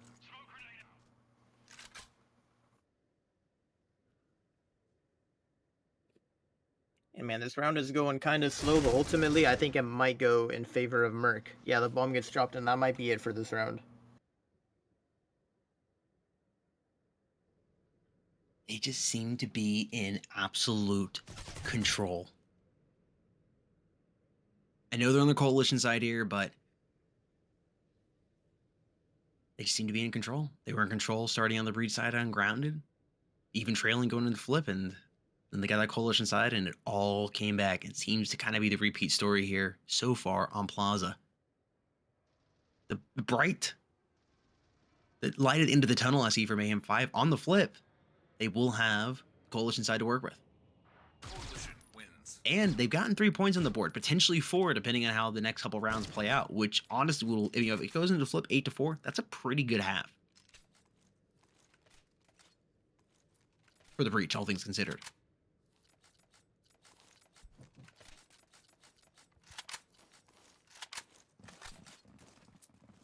Round number 11 is underway here. Artist continuing to stick with that KSG. Everybody calling it super OP. I haven't seen him go off too crazy with it. I would love to see him, though. I'd like to see like a nice quad feed with it. Grenade coming in, gonna do a little bit of damage, dropping it down to 69. Nice. He's dueling back and forth, some teammates behind him, and there's gonna be nobody in the smoke there to catch those rounds coming in. Ottawa finds Max is the first to open it up here for his team on MERCILESS.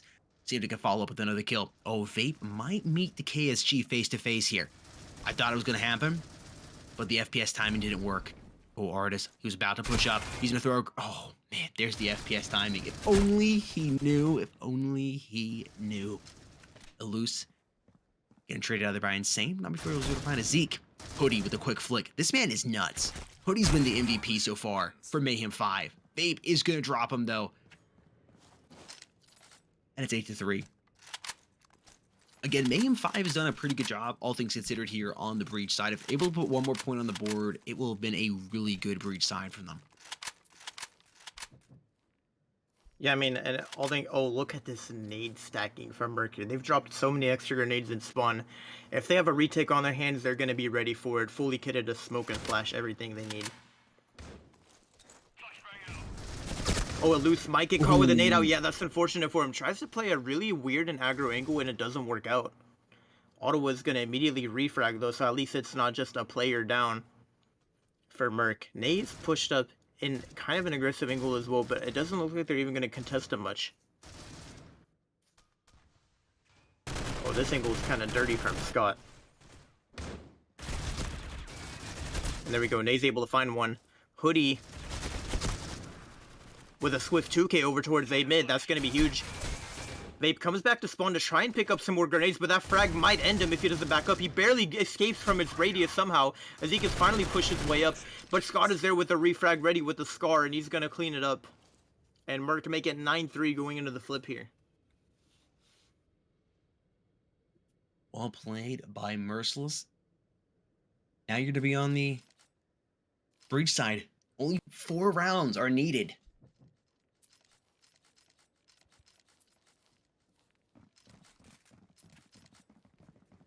And it does look like Ox is coming in as a substitute.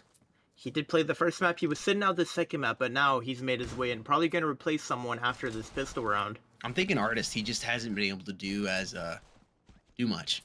I mean, he has been rocking the KSG. We are on the coalition side now. I think maybe it could be his time to shine if he wants to keep using that gun a lot. But it's a battle over towards A mid. Currently, 2 players down on each side. HP kind of even on both sides as well, maybe favoring M5 just a little bit. But B side is going to be the side of choice, and right now, there's just no one anchoring this. Actually, yeah, they do have 1 player over here. It's going to be Artist, but oh, I think they spotted his head there. They're going for the wallbang spam, and he's going to get taken out. And now we have a Zeke and Max coming in for the retake, both on the flank. Ottawa's going to spot one there with a Deagle, but a Zeke comes in with a swift refrag. Both players low. This is winnable for a Zeke. Merc just really need to try and play the clock here and use the cover to their advantage, because that XD is not wallbanging anything. They can hide behind all the cover they want to.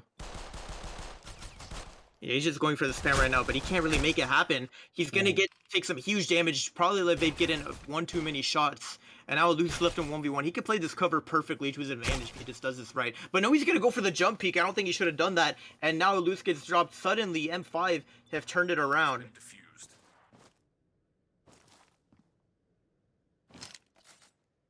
And yeah, rather unfortunate for Merc. I thought that was going to be their round, but it was going to be a Zeke to clutch it up. And it looks like Nay is the player who got subbed out. And Ox, the good old IGL, has made his way back into the map here.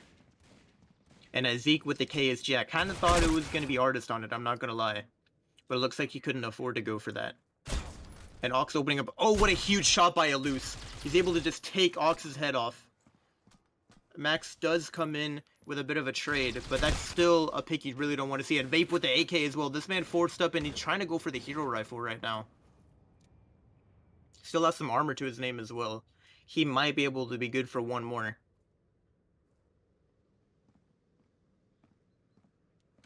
But what he really needs is his teammate to peek for him.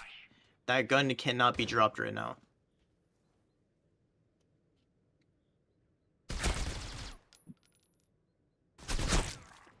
And there we go, Vape with the trade. We were waiting for it. Down to 15 HP though. I don't even think he's able to grab that bomb just quite yet.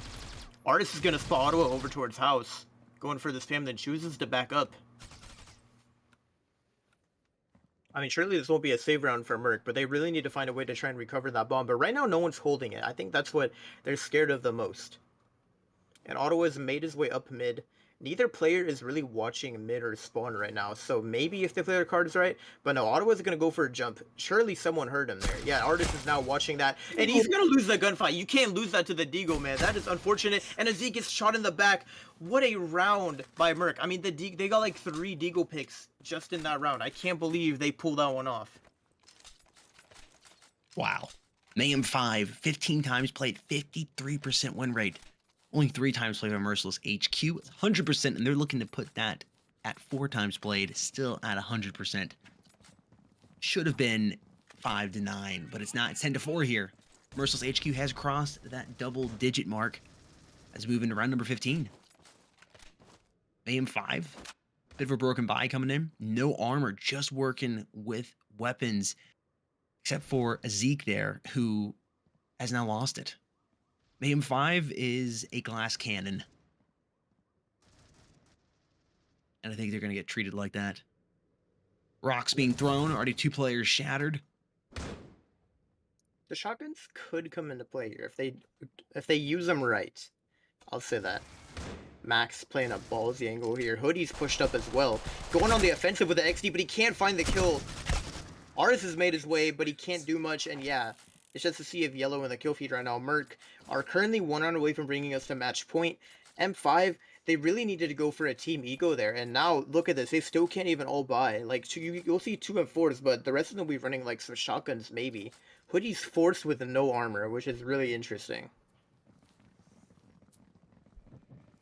Yeah, I would have liked to see maybe a Deagle in Hoodie's hand. And if I don't know if he would have enough to buy the armor. I think he would. Doing quick math in my head.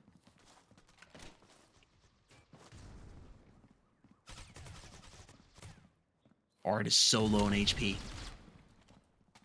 Can't get much more one shot than that. Mayhem 5, basically in a 4 versus 5 right now. Ox is going to find a loose. Look and see if he can find another one. Looks like Artist chose to give his weapon to a Zeke as well. Maybe that's why they didn't go for the full buy on that side. Just in case someone takes some huge damage, he can recover the gun. Ox is still holding this angle. I don't know if he's going to expect Scott to be close up next to him. Max is in the back as well, kind of watching this A-long positioning. This man is dead. He's stuck in this corner. I don't see how he gets out. Like, they're all creeping up on him slowly but surely. I think he's about to make a sacrifice for the greater good. Nay slowly making his way up the stairs here. The question is he going to think to clear this corner next to him? I don't think he's going to. He's not. Oh no. Oh, he didn't even get the kill. What? No way. Okay, finally he gets dropped by his teammate. I thought that was him that got the kill. I was like looking at the kill feed. And now Scott comes in. But Hoodie's gonna drop him. That's gonna be a huge pick. And now M5 have recovered 2 weapons here. Oh, that timing gets the best of Artist and Vape. He's left in a 1v1. Hoodie doesn't have any armor though. So technically Vape with the advantage coming into this gunfight here. He chooses to drop. Oh, huge wallbang damage. He has 1 HP. Just go for one more spam. You'll get the kill, I promise. Oh my gosh, how is he? What is going? No way he loses that. Bro, 1 HP. Oh my gosh. Literally, he needed to breathe on him, and he would have fallen. I cannot believe he gets away with that. Hoodie, time and time again, this man has been the clutch man. I'm Head telling you. hurts after watching these last 2 rounds. That should have been Merciless, and the other one should have been Mayhem 5, and it just totally flipped. And now Merciless is going to have to go on an eco here. Should be another round coming in favor of Mayhem 5. They are so lucky that happened. They are so unbelievably lucky that happened. Oh, here's a Loose. Rocking that KSG. Finishes off Artist, and he's moving fast around here. Audible's going to get dropped. Loose switching over to the pistol. Going to put down a Zeke, and he comes back with the KSG in hand. Ox finds Nay. It's a 3 versus 3 now. Shotguns over here for Merciless. Vape also rocking the FP6. They need to get up close and personal. Hope they were using some breath mints and brush those teeth. Ox comes down, finds a Loose. Vape firing. He's low on HP. He tags him a couple times, but not able to drop him. That should be all she wrote here for Merciless as Max doubles up with the M4 in his hand, and it's 11-6. Still, Merciless leading, but Mayhem 5 closing that gap just by a little. Yeah, it's just like, oh my gosh, dude, no way. Like, literally just a little more spam and he got it. It's so unfortunate that he had to lose that round. I guess very fortunate if you're M5. Yeah, they're not complaining.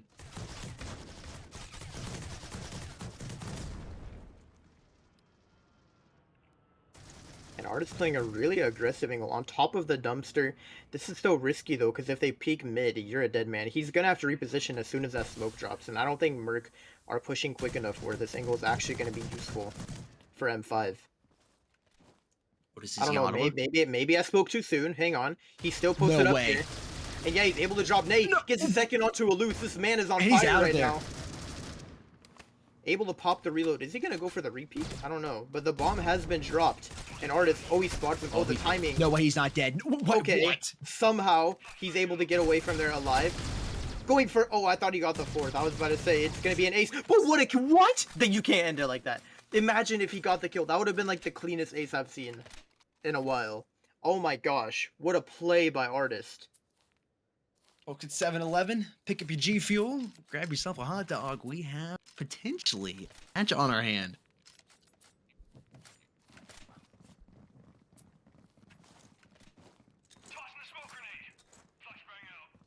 Just read this comment. How can you die from 1 HP when you know exactly where he is? Crazy. The last few rounds have been absolutely nuts. I love it. Oh, look at his hard push coming in.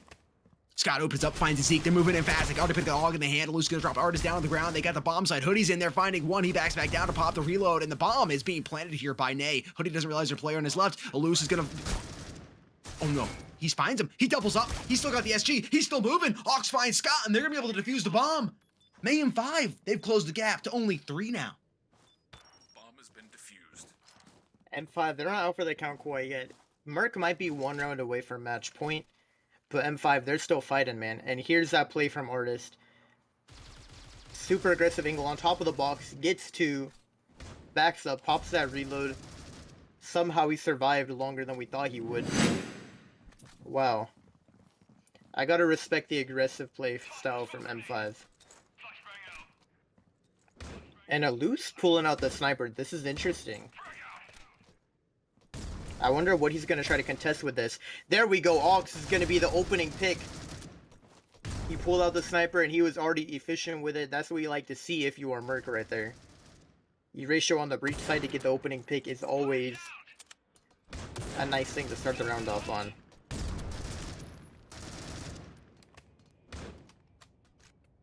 You know, M5, they're kind of spread thin. I mean, not really anyone holding mid.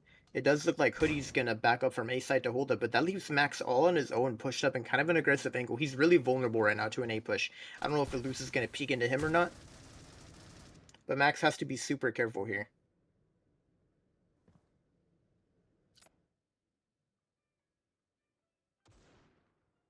There's a loose. He's able to drop Max A mid. So far, the sniper has been super useful in his hands. And they're making their way into mid. Tries to go for the refrag, but no. He just made it possible here for his team. Hoodie. Oh man, his shot is so good. He doesn't see Scott come up though. He gets the refrag. It's a 1 versus 2 now. It's up to Artis, and he's just got an M4 to work with. And it's going to be Scott to take him out. We're now at match point for Merc versus M5. It's all or nothing here, M5. 23 and 13 there for Scott.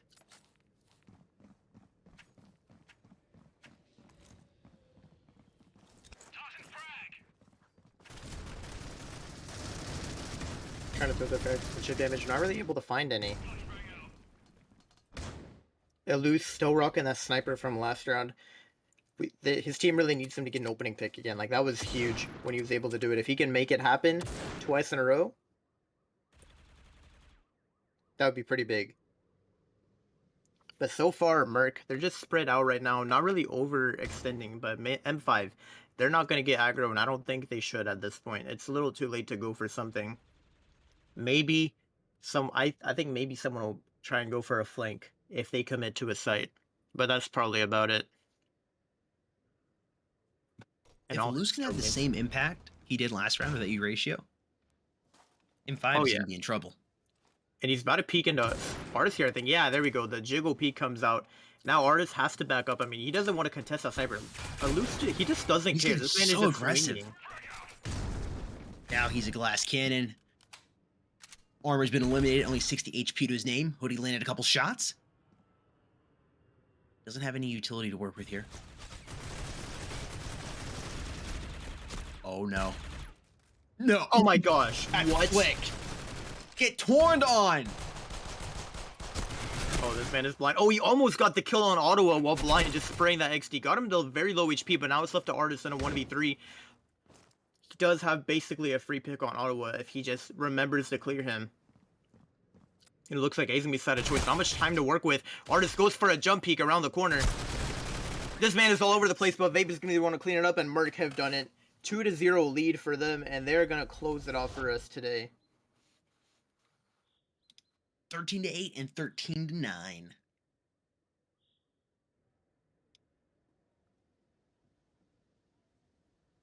A good showing by Merc and M5. Both maps ended up being kind of close.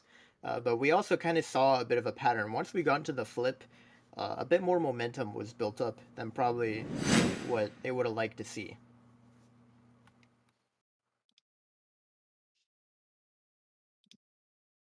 Congratulations there to MERCILESS. 2-0.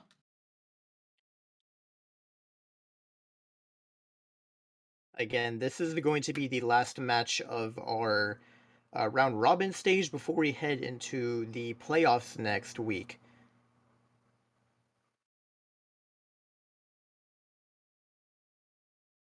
And again, we can see sort of a bit of an update to the standings here. And it looks like Merc have secured their #1 spot back after Flawless took it from them for just a second, after their previous tie before. Now, Merc are back in first place. Flawless going to end up being in second. I guess Resurgent Phoenix could potentially jump ahead of them if they can 2-0 their opponents. But overall, these standings are probably close to done. Right now, some things to look out for: DYG in 6th place, so they are going to have a decider match if they stay in that spot. 7th and 8th teams are going to be dropped out as well into Circuit. Again, if y'all haven't signed up for Circuit already, make sure you are doing so. It's popping up on screen right now. Go to playdownmobileesports.org/app/Circuit Intermediate, because for all of you watching right now, you could be in the Pro League next season if you just placed high in the circuit. You need to be first or second place in circuit, or even third. You could go ahead and get in that show match versus a sixth place team from Pro League. So make sure you all are participating if you want your hands on some of those prizes and a shot at the Pro League. Folks, thank you so much for hanging out with us this evening here or morning, depending on where you're located in the world. Well played to everybody today, and especially to Merciless. I am really impressed by Merciless. Again, they have yet to lose in the Pro League. They have yet to lose. Really a phenomenal team. They just seem to be in complete control. Manthus, you got anything else you want to say before we go ahead and get out of here? GG's to our teams that gave us some maps. I know our village game didn't last as long as we probably wanted to, but still a shout out to DYG for being some real ones and giving us some unique maps that we don't get to see that often. Indeed. Thank you, DYG. And thank you, the viewer, for hanging out with us today. If you're new right here, make sure you subscribe, ring the notification bell, and follow us on social media, because we'll be back with more exciting matches for the Pro League starting next week in the playoffs. With all that being said, it's Sudden Death and Manthus here, signing out, and we'll see you somewhere soon on the internet. Peace.